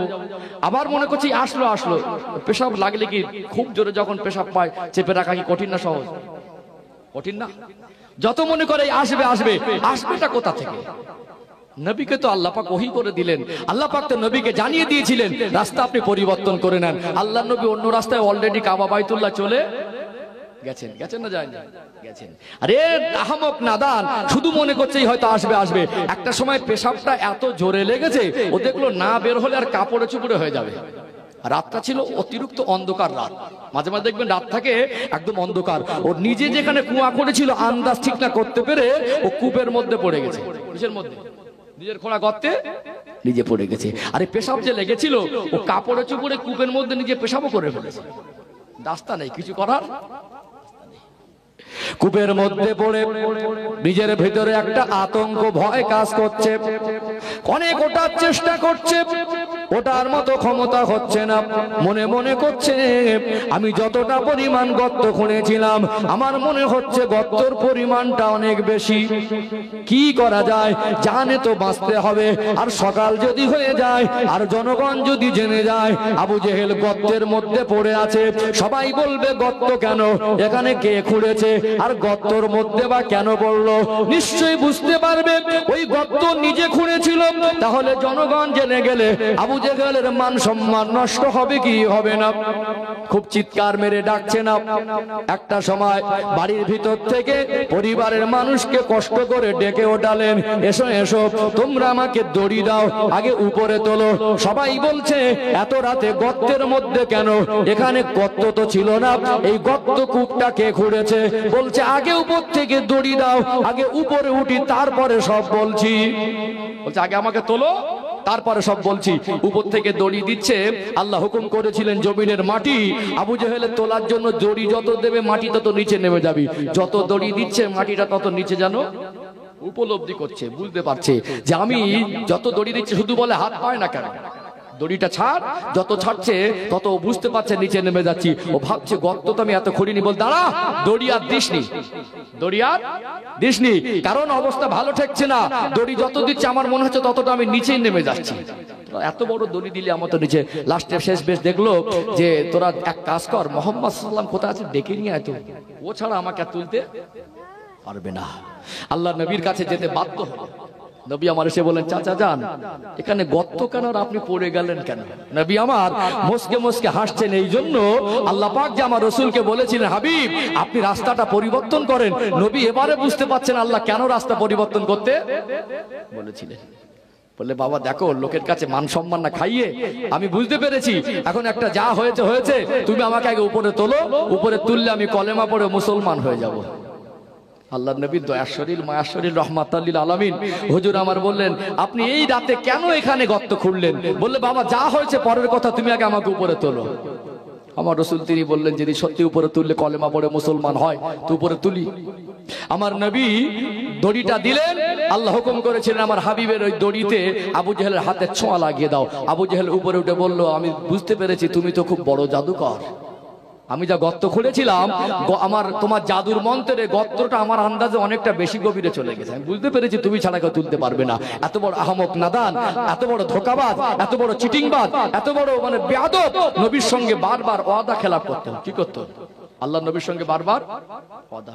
আল্লাহ নবীকে যতবার চক্রান্ত করেছে আমার নবীকে জানে মেরে দেবার, যতবার চক্রান্ত করেছে আমার নবীকে অপমান করার, যতবার চক্রান্ত করেছে ইসলামকে মিটিয়ে দেবার, প্রত্যেকটা বারে আল্লাহ পাক আমার রসুলকে ফলাফলটা আমার রসুলের সাপোর্টে ইসলামের দিকে জয় দিয়েছিলেন। বলুন সুবহানাল্লাহ। আল্লাহ নবী হুজুর আমার তিনি দিন প্রচার বন্ধ করছেন না। যতই বিরোধিতা হোক, ঠিক দেখবেন একটা মানুষের যদি বিরোধী দল থাকে তার প্রচারটা বাড়ে কি বাড়ে না? বিরোধী না থাকলে প্রচার বাড়ে না। ওই বিরোধিতার কারণে মক্কার মানুষের কাছে আল্লাহ নবীর গুরুত্ব বেড়ে উঠতে লাগলো। আবু জেহেল চিন্তা করলো কি করা যায়। নবী আমার কাবা বাইতুল্লাহ শরীফে তিনি কোরআন তেলাওয়াত করছিলেন। আল্লাহ নবী হুজুর আমার কোরআন তেলাওয়াত করছিলেন। আবু জেহেল দূর থেকে বড় একটা পাথর নিয়ে আমার রাসূলুল্লাহকে লক্ষ্য করে জোর করে ছুঁড়ে দিলেন। ওই পাথরটা গিয়ে আমার রাসূলুল্লাহর কপাল মোবারকে গিয়ে আঘাত হয়। আমার নবীর কপাল মোবারক কেটে দরদর দরদর করে রক্ত ঝরে। আমার রাসূলুল্লাহর রক্ত মোবারকে পিরহান জুব্বা মোবারকটা ভিজে যায়। আল্লাহ নবীর চাচাদের মধ্যে একজন চাচা ছিলেন যার নাম হলো হযরত আমির হামজা রাদিয়াল্লাহু আনহু। তিনি পশু শিকার করতে যেতেন। অনেক সময় দুপুর বেলার পরে তীক্ষ্ণ মেজাজ প্রচন্ড তীক্ষ্ণ রোদে শরীরটা মেজাজটা খাট্টা হয়ে আছে। ঘরে ফিরলেন, খবর পেয়ে গেলেন নবীজির চাচিমা নবীজির চাচা আমির হামজার কাছে বলতে লাগলেন, ও আমার স্বামী, ও আমির হামজা, আপনি কি জানেন আপনার যে ভাই দুনিয়াতে নাই সেই মুহাম্মদুর রাসূলুল্লাহ সাল্লাল্লাহু আলাইহি ওয়াসাল্লামকে আবু জেহেল পাথর ছুঁড়ে মেরে অনেক বেশি আঘাত করেছে, রক্তাক্ত হয়ে গেছে, শরীরটা বড় অসুস্থ। ঘরের মধ্যে চোখ ভরা পানি নিয়ে আমার নবী দুঃখ ভরা মন নিয়ে আছে। ওই সময় শোনার পরে আমির হামজা রাদিয়াল্লাহু আনহু তখন তো তিনি ঈমান আনেনি। রক্তের সম্পর্কের একটা টান আছে না নেই? মারলে কেন? মেজাজটা এমন হয়ে গেল, ওই অবস্থায় ঘরে না ঢুকে সোজা চলে গেল আবু জেহেলের কাছে। আবু জেহেলকে এত মারা মেরেছিল, জনগণের সামনে আবু জেহেলকে মেরে ধনুকের উল্টো দিক থেকে মেরে শুইয়ে দিল জমিনে। এবারে আমার রাসূলুল্লাহর রক্তের সম্পর্ক আপন চাচা আমির হামজা আস্তে আস্তে চলে আসলেন। আমার নবী শরীরটা অত্যন্ত ক্লান্ত, শরীরটা রক্তাক্ত। আমার নবী শরীরের রক্ত দেখে নবীজির চাচা আমির হামজা গিয়ে বললেন, ও ভাতিজা মুহাম্মদ সাল্লাল্লাহু আলাইহি ওয়াসাল্লাম আপনাকে মেরেছে আবু জেহেল, এটা আমি শুনেছি। আর শরীরে তো অনেক রক্ত, যেমন তোমায় মেরেছে ঠিক তেমনি বদলা নিয়েছি। এই সে কেন আমি বদলা নিয়েছি জানো? তোমাকে যতটা মেরেছে ঠিক তেমনি তাকে রক্তাক্ত করে শুইয়ে দিয়েছি। তোমাকে মেরেছে শুনে আমি আর থাকতে পারিনি। ওই সময় আল্লাহ নবী বললেন, ও চাচা জান, আপনি কেন আবু জেহেলকে মারলেন? বললেন, বদলা নেওয়ার জন্য। চাচা জান, আল্লাহ আমাকে মানুষের প্রতি বদলা নেওয়ার জন্য পাঠায় নাই, আল্লাহ আমাকে নবী করে পাঠিয়েছেন। চাচা জান, আপনি যে বদলা নিয়েছেন এতে আমি সন্তুষ্ট নই। আল্লাহ নবীকে বললেন, ও ভাতিজা মুহাম্মদ সাল্লাল্লাহু আলাইহি ওয়াসাল্লাম আপনি কি করলে খুশি হতেন, কিসে আপনি সন্তুষ্ট হবেন? আল্লাহ নবী চাচার মুখের পানে তাকিয়ে বলেছিলেন, চাচা যান, আপনি যদি ঈমানের কলেমা পড়ে মুসলমান হয়ে যেতেন, আমি রাসূলুল্লাহ আপনার উপরে খুশি হয়ে যেতাম। আমার আল্লাহ যাকে চান তাকে হেদায়েত দেন। আমির হামজার অন্তরে আমার আল্লাহ হেদায়েতের নূর ঢেলে দিয়েছিলেন। আমার রাসূলুল্লাহকে বলেছিলেন, ও বাবা মুহাম্মদ, আমি যদি কলেমা পড়লে তুমি যদি খুশি হও, আমি তোমার হাতে হাত রেখে ঈমানের কলেমা পড়ে মুসলমান হয়ে গেলাম। জোরে বলেন না সুবহানাল্লাহ।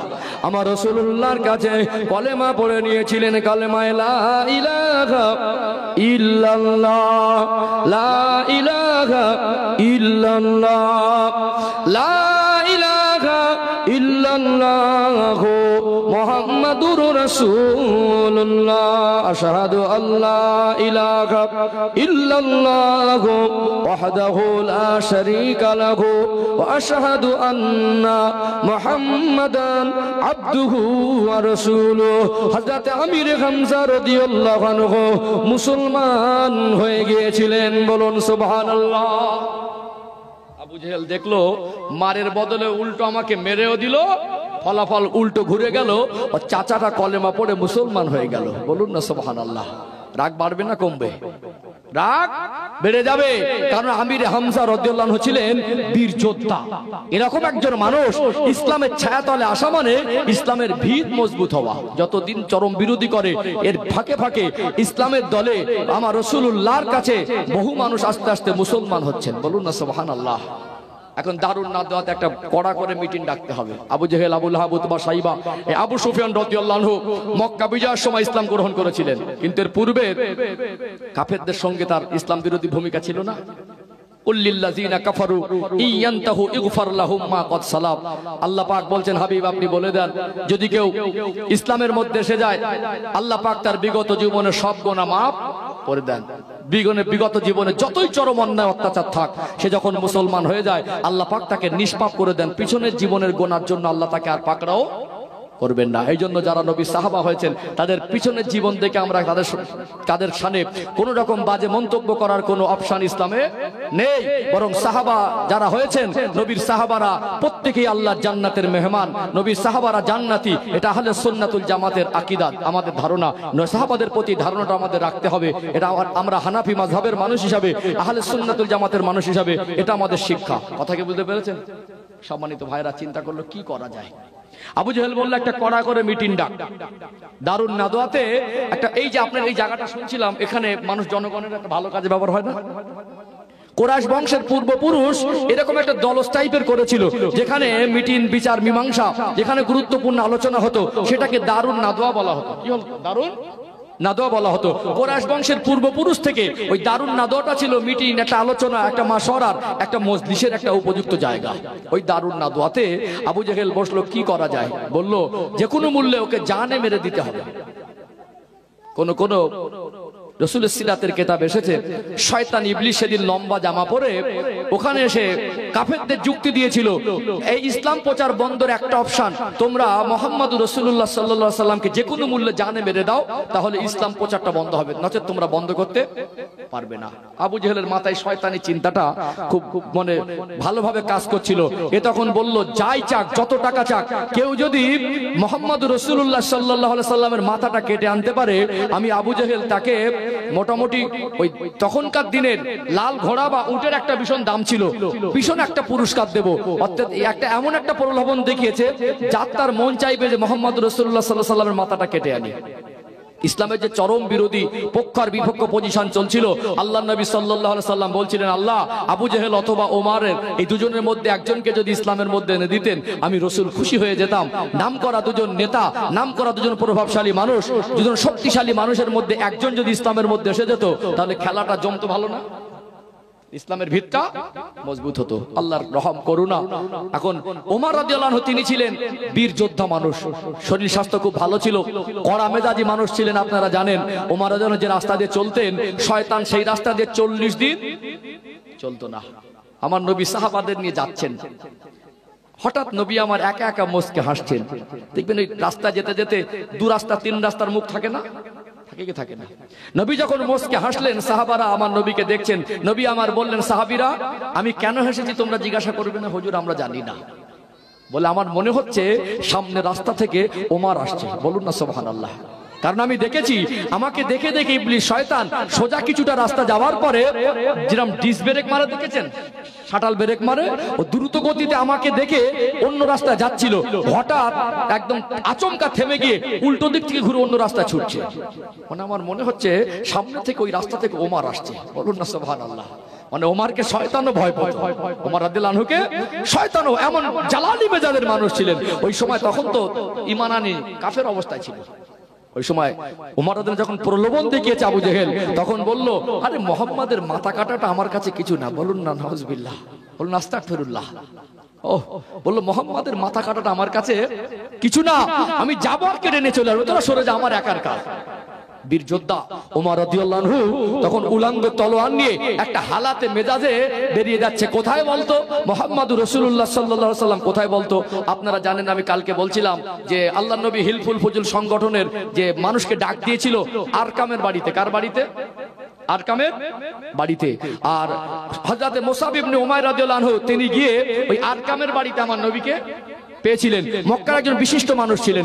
আবার দেখবেন এই ওমর রাদিয়াল্লাহু আনহু যেদিন আমার নবীকে মাথাটা ধর থেকে আলাদা করার জন্য উদ্দেশ্য করে বেরিয়েছিল, সেদিন আমার নবী ছিল ওই আরকামের বাড়িতে, আমার নবীকে সাপোর্ট করতো। আরকাম ছিল একটা বিশিষ্ট মানুষ। ওই জায়গায় গিয়ে যখন তখন মানুষ আচমকা হামলা করতেও পারতো না। খুঁজে খুঁজে খুঁজে খুঁজে কোথায় আমার নবীকে পাওয়া যাবে? কেউ বললো আরকামের বাড়িতে। রাস্তায় যাবার পথে দেখা হলো নাইম বিন আব্দুল্লাহর সঙ্গে। এত জালালি মেজাজ ওমর রাদিয়াল্লাহু আনহু, তিনি বীর যোদ্ধা ছিলেন। হঠাৎ জিজ্ঞাসা করলো, ওমর তোমার এই জালালি মেজাজ, এই হালাতে তুমি কোথায় যাও? তুমি কোন দিকে যাচ্ছ? তোমার তো দেখে মনে হচ্ছে উদ্দেশ্য ভালো না। বলে বলতে পারিস মুহাম্মদুর রাসূলুল্লাহ সাল্লাল্লাহু আলাইহি সাল্লাম কোথায় আছে? বলে কেন? বলছে আজকের ধরার মাথাটা আলাদা করে দেবো। বলছে তুমি ঘর সামলাতে পারো না, পর সামলাচ্ছ। কথাটা সেন্টিমেন্টে লেগে, কি বলছিস? বলে নিজের বোন আর বোনাই মুসলমান হয়ে বসে আছে, নিজের ঘর সামলাতে পারে না, তুমি পর সামলাতে যাচ্ছ। তোমার এই বীর যোদ্ধার কোনো দাম আছে? মেজাজটা ছিল আল্লাহ রসুলের দিকে, মুডটা ঘুরে গেল বোন আর বোনাইয়ের দিকে। কি মুড ঘুরবে না? একজন নাম করা মানুষের মুখের উপরে কেমন একটা কথা বলে দিলে নিজের ঘর সামলাতে পারো না। এখানে যদি একটা লোকের ছেলে মদ খায়, একটা লোকের ছেলের আচরণ খারাপ হয়, আর একটা লোকের ছেলেকে যদি কড়া ভাষায় কোনো আক্রমণ করতে মুখের উপর বলবে, নিজের ছেলেকে ঠিক করতে পারে লোকে বলছে, বলবে কি বলবে না? ওটা সেন্টিমেন্টে লেগে গেল, রাগটা ঘুরে বোনাই বাড়ির দিকে চলে গেল। সোজা চলে গেলেন বোনের বাড়িতে। হযরত ওমর রাদিয়াল্লাহু আনহু নিজের বোনের নাম ছিল ফাতেমা, অর্থাৎ ভগ্নিপতি, যাকে বোনাইও বলা হয়, অনেকের ভাষায় দুলাভাই বলে, যার নাম ছিল সাঈদ। ও ভাইরা বাবাজিরা, ওমর রাদিয়াল্লাহু আনহুর হাতে উলঙ্গ তলোয়ার, চলে গেলেন বোনের বাড়িতে। দরওয়াজা ধরে দাঁড়িয়ে দাঁড়িয়ে গুনগুন করে আওয়াজ শুনতে পায়। এই আওয়াজটা অন্য কিছুর আওয়াজ নয়, এই আওয়াজটা ছিল কোরআনুল কারীম তেলাওয়াতের আওয়াজ। জোরে বলুন সুবহানাল্লাহ।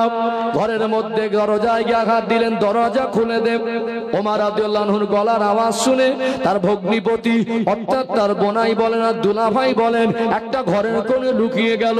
জালালি হালাতে একটা রাগী মেজাজে গিয়ে বোনকে বলল, বল তুই কি কলেমা পড়ে মুসলমান হয়েছিস? ওই সময় বলেছিলেন, এ ভাই ওমর, ঠিকই শুনেছেন, আমি মিথ্যা বলতে পারবো না, আমি লুকিয়ে রাখতে পারবো না। আল্লাহকে মেনেছি, রসুলকে মেনেছি, মুখে মুখে নয়। ঠিকই শুনেছেন, ঈমানের কলেমা পড়ে মুসলমান হয়ে গেছি। বলুন সুবহানাল্লাহ। হাতে উলাঙ্গ তলোয়ারের এক পিঠে ধার, উল্টো পিঠ দিয়ে আঘাত করতে লাগলো। এক পিঠে ধার, অপর পিঠ দিয়ে আঘাত করতে লাগলো। অমনি করে লাঠি ঘুষি মারতে লাগলো। ওমর রাদিয়াল্লাহু আনহুর বোনকে বলতে লাগলো, বল সত্যি করে কি পড়ছিলি? কেন কলেমা পড়েছিস? তোর সাহসকে দিয়েছে? ওই সময় মারতে মারতে শরীর থেকে রক্ত বেরিয়ে যায়। রক্তের সম্পর্ক, নিজের ভাই বোন, এক বাবার সন্তান, এক মায়ের গর্ভে অবস্থান করেছিলেন। রক্ত দেখে মায়া হয়ে গেল। বোনের শরীর রক্তাক্ত।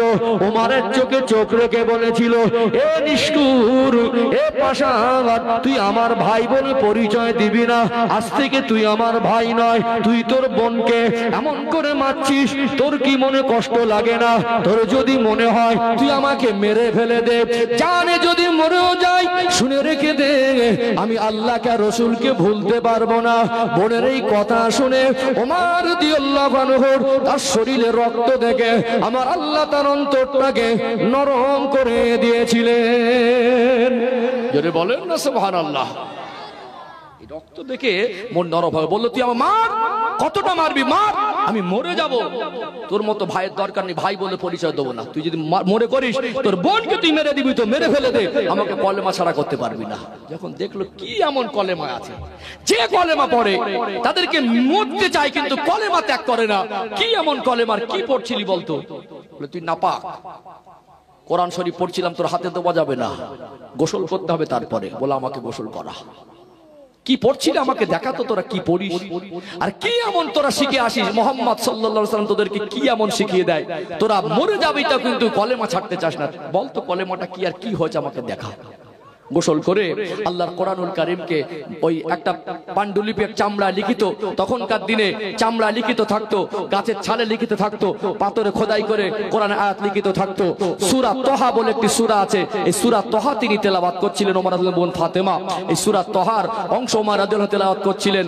তহা মা আনজালনা আলাইকাল কুরআনা লিতাশকা ইল্লা তাযকিরাতাল লিমান ইয়াখশা তানজিলাম মিম্মান খালাকাল আরদা ওয়াস সামাওয়াতিল উলা।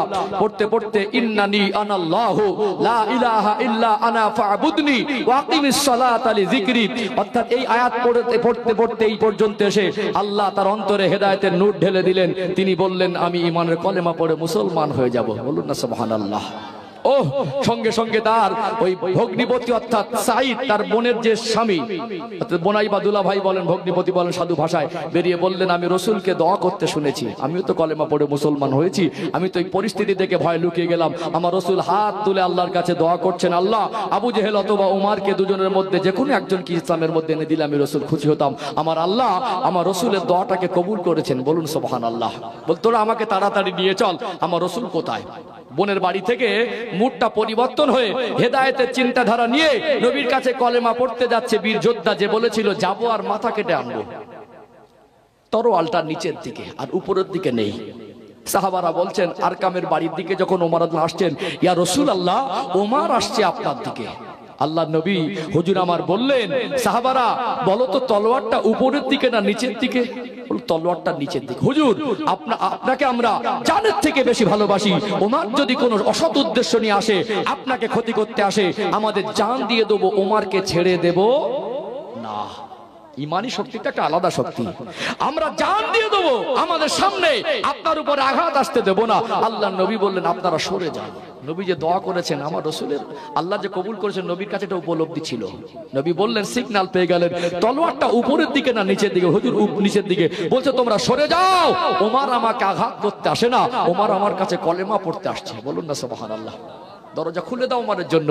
আল্লাহ নবীর কাছে কদমে আদবে বসে গিয়ে তলোয়ারটা ফেলে দিয়ে বললেন, হুজুর আমি অন্যায় করেছি, আমি ভুল করেছি, আপনি রাহমাতাল লিল আলামিন, আপনি রহমতের নবী, আপনার সামনে বেয়াদবি করে মাথা কাটতে বেরিয়েছিলাম। হুজুর আমি নিজের ভুলটা বুঝতে পেরেছি। আপনার মতো মহান ব্যক্তি, আপনি কোনো মানুষকে জুলুম অত্যাচার করেন না, আপনি কোনোদিন কাউকে গালি দেননি, আপনার বয়সে কোনোদিন মিথ্যা কথা বলতে দেখিনি, আপনি দুনিয়ার মানুষ আপনাকে রক্তাক্ত করে দিলে তার বদলা নিতে আপনাকে দেখিনি। আপনার মতো এইরকম একজন মহামানব, আপনি জাদুকর হতে পারেন না, আপনি নিঃসন্দেহে আল্লাহর প্রেরিত নবী। আমি ওমর, আপনি আমাকে ক্ষমা করে দিয়ে আমার এই নাপাক হাত দুটো আপনার হাতে রেখে, নূরের হাতে হাত রেখে ইমানের কলেমা পড়ে মুসলমান হতে যাই। বলুন না সুবহানাল্লাহ। আল্লাহ নবীর হাতে হাত দিয়ে ওমর রাদিয়াল্লাহু আনহু কলেমা পড়েছিলেন, কালমা লা ইলাহা ইল্লাল্লাহ, লা ইলাহা ইল্লাল্লাহ, লা ইলাহা ইল্লাল্লাহ মুহাম্মাদুর রাসূলুল্লাহ সাল্লাল্লাহু আলাইহি ওয়াসাল্লাম। আশহাদু আল্লা ইলাহা ইল্লাল্লাহ ওয়াহদাহু লা শারীকা লাহু ওয়া আশহাদু আন্না মুহাম্মাদান আবদুহু ওয়া রাসূলুহু। ওমর রাদিয়াল্লাহু আনহু ঈমানের কলেমা পড়ে মুসলমান হয়ে গেলেন। বলুন সুবহানাল্লাহ। আবু জেহেল দল বল দিয়ে দারুন নাদওয়াতে বলছে, ওমর গেছে মনে খালি হাতে ফেরা লোক না। ওমর গেছে মনে ও দল বল সঙ্গপাঙ্গ চেলা চামটা বলছে আবু জেহেলকে যে আসছে না কেন? বলছে দাঁড়া, আসবে তো অবশ্যই। ওমর গেছে মনে অবশ্যই মাথা নিয়ে আসবে। ওমর রাদিয়াল্লাহু আনহু বলছেন, ইয়া রাসূলুল্লাহ, যেদিন ওমর রাদিয়াল্লাহু ইসলামের ছায়াতলে এসেছিলেন, কোন মুসান্নিফকে তারা লিখছেন সেদিন মুসলমানের সংখ্যা 40 পূরণ হয়েছিল। কতটা? 40 পূরণ হয়েছিল। আল্লাহ নবীকে বলছেন, ইয়া রাসূলুল্লাহ, এই তলোয়ারটা এতদিন ছিল ইসলামের বিরুদ্ধে, আজকে তলোয়ারটা ব্যবহার হবে ইসলামের পক্ষ নিয়ে। বলুন না সুবহানাল্লাহ। আপনি চলুন, আমরা আজকে এতদিন নামাজ পড়েছেন লুকিয়ে, আজকে নামাজটা হবে প্রকাশ্যে আল্লাহর কাবা ঘরে। জোরে বলুন না সুবহানাল্লাহ। মুসলমানদের মধ্যে খুশির জোয়ার উঠে গেল। আল্লাহ নবী আর সাহাবারা এবারে কাবা শরীফের দিকে আসছে। দূর থেকে আবু জেহেল বলছে, এই দেখেছিস, দেখ তোরা আসছে কিনা। বলছে, হুজুর ওমর গেল, একা আসে না, দলবল আসছে কেন? পাশ থেকে একজন বলছে, হুজুর মনে হয় ধরে আনছে। আবু জেহেল বলছে, ঠিকই বলেছিস, মনে হয় মাথাটা ওখানে না কেটে আমার সামনে কাটবে। মাথাটা যত কাছাকাছি হচ্ছে, আবু জেহেল এই চোখটাকে ডলছে, দেখছে ঠিক দেখছি না ভুল দেখছি। এই তোরা ভালো করে দেখতো ওমরের মেজাজটা যেমন কিরকম লাগছে। বলছে, ওমরের মেজাজ তো রাগী মনে হয় না। ওমর রাদিয়াল্লাহু আনহু যদি ধরে আনবে তো বোঝা যাবে ওমর রাদিয়াল্লাহু পিছনে পিছনে আসছেন, আর আল্লাহ নবীকে সামনে দিয়েছেন। বলুন না সুবহানাল্লাহ। হুজুর আপনি সামনে চলুন, আর আমি ওমর পিছনে পিছনে যাব। আপনি সামনে থাকবেন, আর আমি আমার আপনার পিছনে পিছনে হাঁটবো। ওমর রাদিয়াল্লাহু আনহু যখন কাছাকাছি আসলেন, আবু জেহেল বলল, আরে হলো কি? ওমর হুজুর বলল, এই আবু জেহেল, আবু লাহাব, উতবা, শাইবা, রাবিয়া, উমাইয়া, তোরা শুনে রেখে দে, এটা ওমর, সেই ওমর, তোদের কাছে যে ওমর ছিল সেই ওমর নেই। এই তলোয়ারটা এতদিন ইসলামের বিরুদ্ধে ব্যবহার হওয়ার জন্য তোরা মনে করেছিলি, আজ থেকে তলোয়ারটা ব্যবহার হবে ইসলামের পক্ষ থেকে। যদি তোদের মায়ের দুধ খেয়ে থাকিস, যদি তোদের ইচ্ছা হয় স্ত্রীকে বেওয়া করব, বাচ্চাদের এতিম করব, বাবা মার কোল খালি করব, আমি ওমরের সামনে এসে তোরা বাধা দিবি, আমি ওমরের সামনে এসে তোরা বাধা প্রদান করবি, শুনে রেখে দে, আমি ওমর তোদের ধর থেকে মাথাটা আলাদা করে দেবো, তলোয়ার চালাতে একবারও দ্বিধাবোধ করবো না। সেদিন মুসলমানদের ভিতরে তাকবীরের ধ্বনিতে যে কম্পন উঠেছিল, সেদিন কাফেরদের কলিজাটা কেঁপে উঠেছিল। জোরে বলুন সুবহানাল্লাহ। এইরকম পরিস্থিতিতে যতবার আবু জেহেল আমার রসুলকে যতবার চক্রান্ত করে নবীকে ক্ষতি করতে চেয়েছে, প্রত্যেকটা বারে আমার আল্লাহ ইসলামের বিজয় দিয়েছিলেন। বলুন না সুবহানাল্লাহ।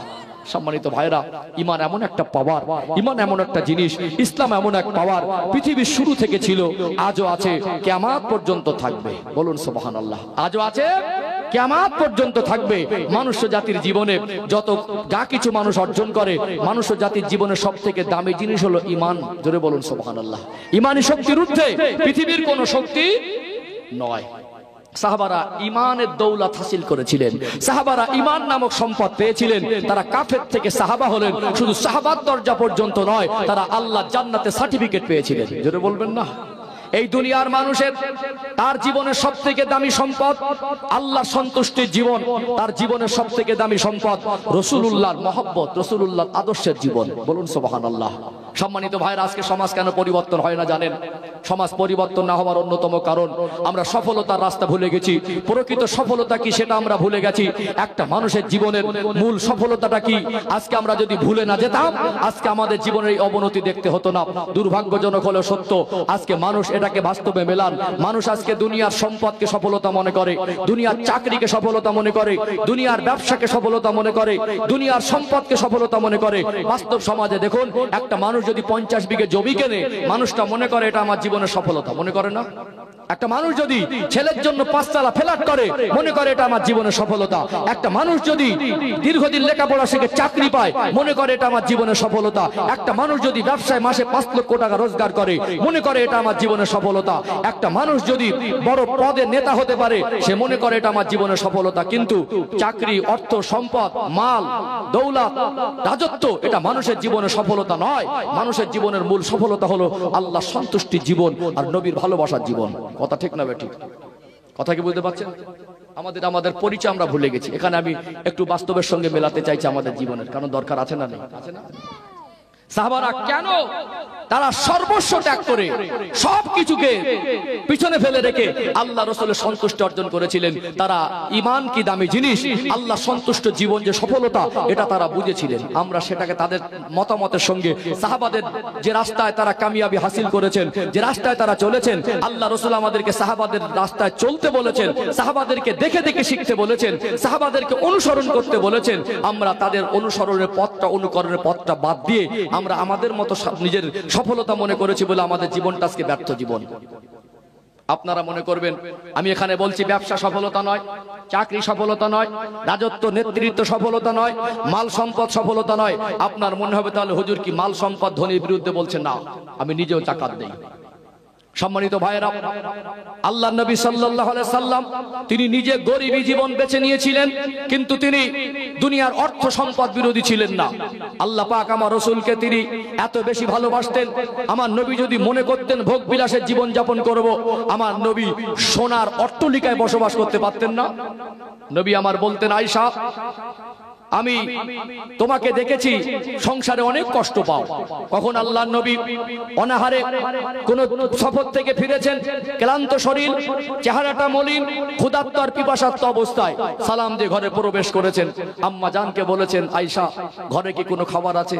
আমার নবীর পূর্ণিমার চাঁদের মতো চমকানো চেহারার দিকে তাকিয়ে আম্মা জান বলতেন, ইয়া রাসূলুল্লাহ আপনার চেহারা দেখে আমি বুঝতে পারছি আপনি ক্ষুধার্ত আর পিপাসার্ত, কিন্তু আমার মনটা চাইছে আপনার খেদমতে কোনো খাদ্য পেশ করি। আমি আয়েশা কয়েকটা দিন অনাহারে আছি, শুকনো রুটি খেয়ে, খেজুর খেয়ে, পানি খেয়ে দিন অতিবাহিত করেছি। আল্লাহর নবী ঘুরিয়ে বলতেন, আয়েশা দুনিয়ায় আমি স্বামী নবী হলেও তোমার স্বামী, একটা স্বামীর কাছে স্ত্রীর অনেক চাওয়া পাওয়া থাকে, অন্যদের মতো তোমাকে দামি দামি আসবাবপত্র জামা কাপড় কিনে দিতে পারি না, সময় মতো ভোগ বিলাসের খাবার তোমাদের ঘরে দিতে পারি না, এর জন্য কি তুমি কষ্ট পাও? আল্লাহর নবী চাঁদ মুখের পানে তাকিয়ে বলতেন, ইয়া রাসূলুল্লাহ দুনিয়ার একটা মেয়ে তারা সাধারণ পুরুষকে স্বামী হিসাবে পেয়েছে, আমি আয়েশা অনেক বড় সৌভাগ্যবতী, আল্লাহ পাক আমাকে বিশ্ব নবীর স্ত্রী হওয়ার সুযোগ দান করেছেন। বলুন সুবহানাল্লাহ। আমি আয়েশা আমি দেখি আল্লাহর নবী তিনি কুল কায়নাতের সৃষ্টিকর্তা, তাকে কুল কায়নাতের মধ্যে সৃষ্টি জগতের মধ্যে শ্রেষ্ঠ করেছেন, সেই রাসূল অনাহারে থাকে, আপনি উম্মতের জন্য এত পরিশ্রম করেন। ইয়া রাসূলুল্লাহ আপনি আল্লাহর হাবিব হয়ে যদি এত ধৈর্য সবর ধরতে পারেন, আমি আপনার স্ত্রী হয়ে আপনার ওই চাঁদ মুখের হাসিটা দেখে, আপনার মুখে সান্ত্বনা বাণী শুনে আমার সংসারের অভাব অনটনের কথাটা আমি সবর করে নেই। বলুন না সুবহানাল্লাহ। নবী বলতেন, আয়েশা আমি আল্লাহ রাসূল আল্লাহ আমাকে এত বেশি ভালোবাসে, আমি যদি আল্লাহর কাছে বলতাম আমার আল্লাহ আমার কথাটাকে ফিরিয়ে দিতেন না, উহুদ পাহাড়টা আমার জন্য সোনা করে দিতেন। জোরে বলবেন না। আমি ভোগ বিলাসের জীবন চাইনি, কারণ নবী যদি ভোগ বিলাসের জীবন যাপন করতেন, দুনিয়ার গরিব শ্রেণীর মানুষরা বলতো নবী ধনীদের নবী হতে পারে, গরিবের নবী নয়। তিনি তো ভোগ বিলাসের জীবন যাপন করেছেন, এই জন্য নবী গরিবী জীবন বেছে নিয়েছেন না নাইনি? নিয়েছে না? কিন্তু নবী অর্থ বিরোধী ছিলেন না। আমার কওমের মানুষ কোটিপতি হোক, এই দক্ষিণ গয়েশবাড়ি দাহাপাড়ার 4 জন ব্যবসায়ী থাকুক, মাসে তাদের 10 লাখ টাকা রোজগার হোক, আল্লাহর কাছে দোয়া করে আল্লাহ আরো দিক।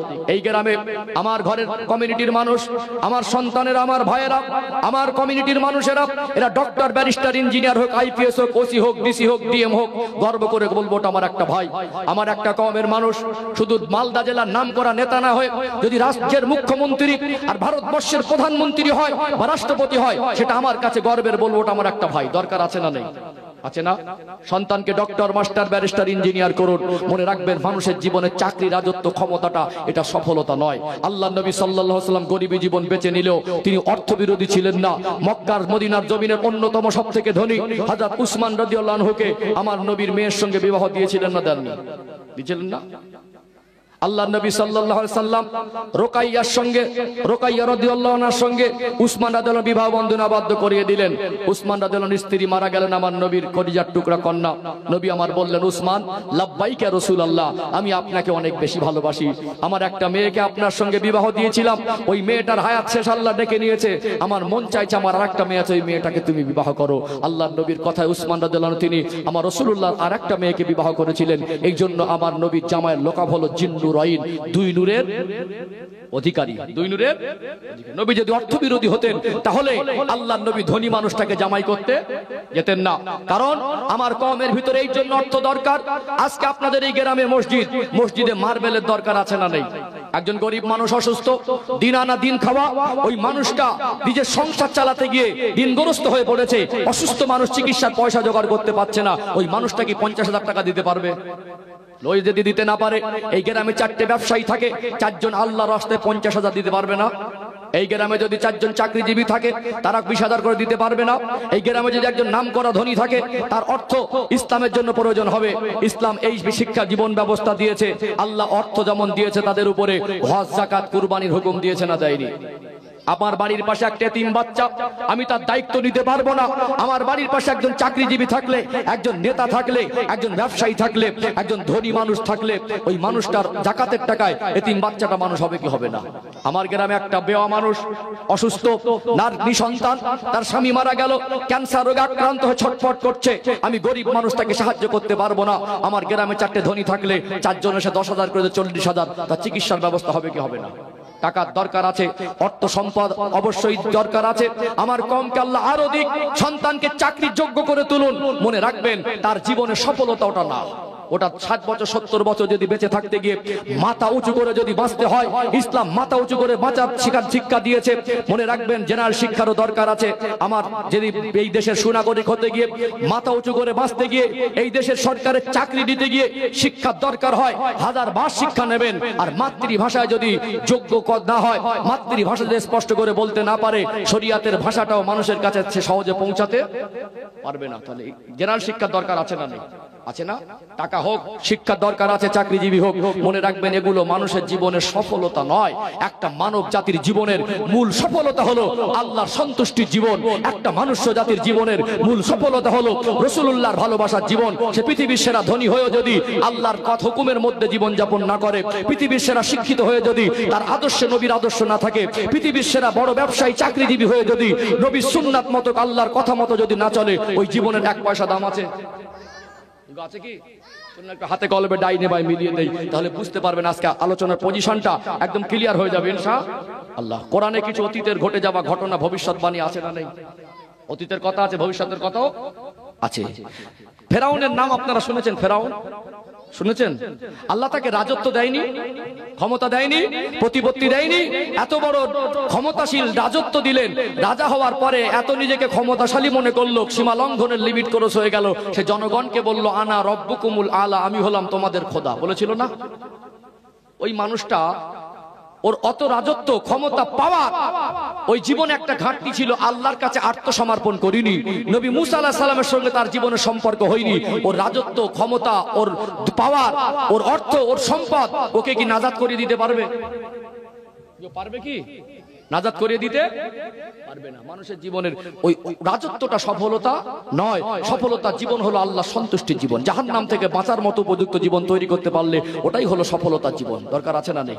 রাজা হলো তাকে নামাজ পড়তে হবে, রাজা হলো তাকে রাসূলুল্লাহর আদর্শ ফলো করতে হবে, পৃথিবীর সেরা ধনী হলো, চাকরিজীবী হলো, তাকে হারাম হালাল বেঁচে চলতে হবে কি হবে না?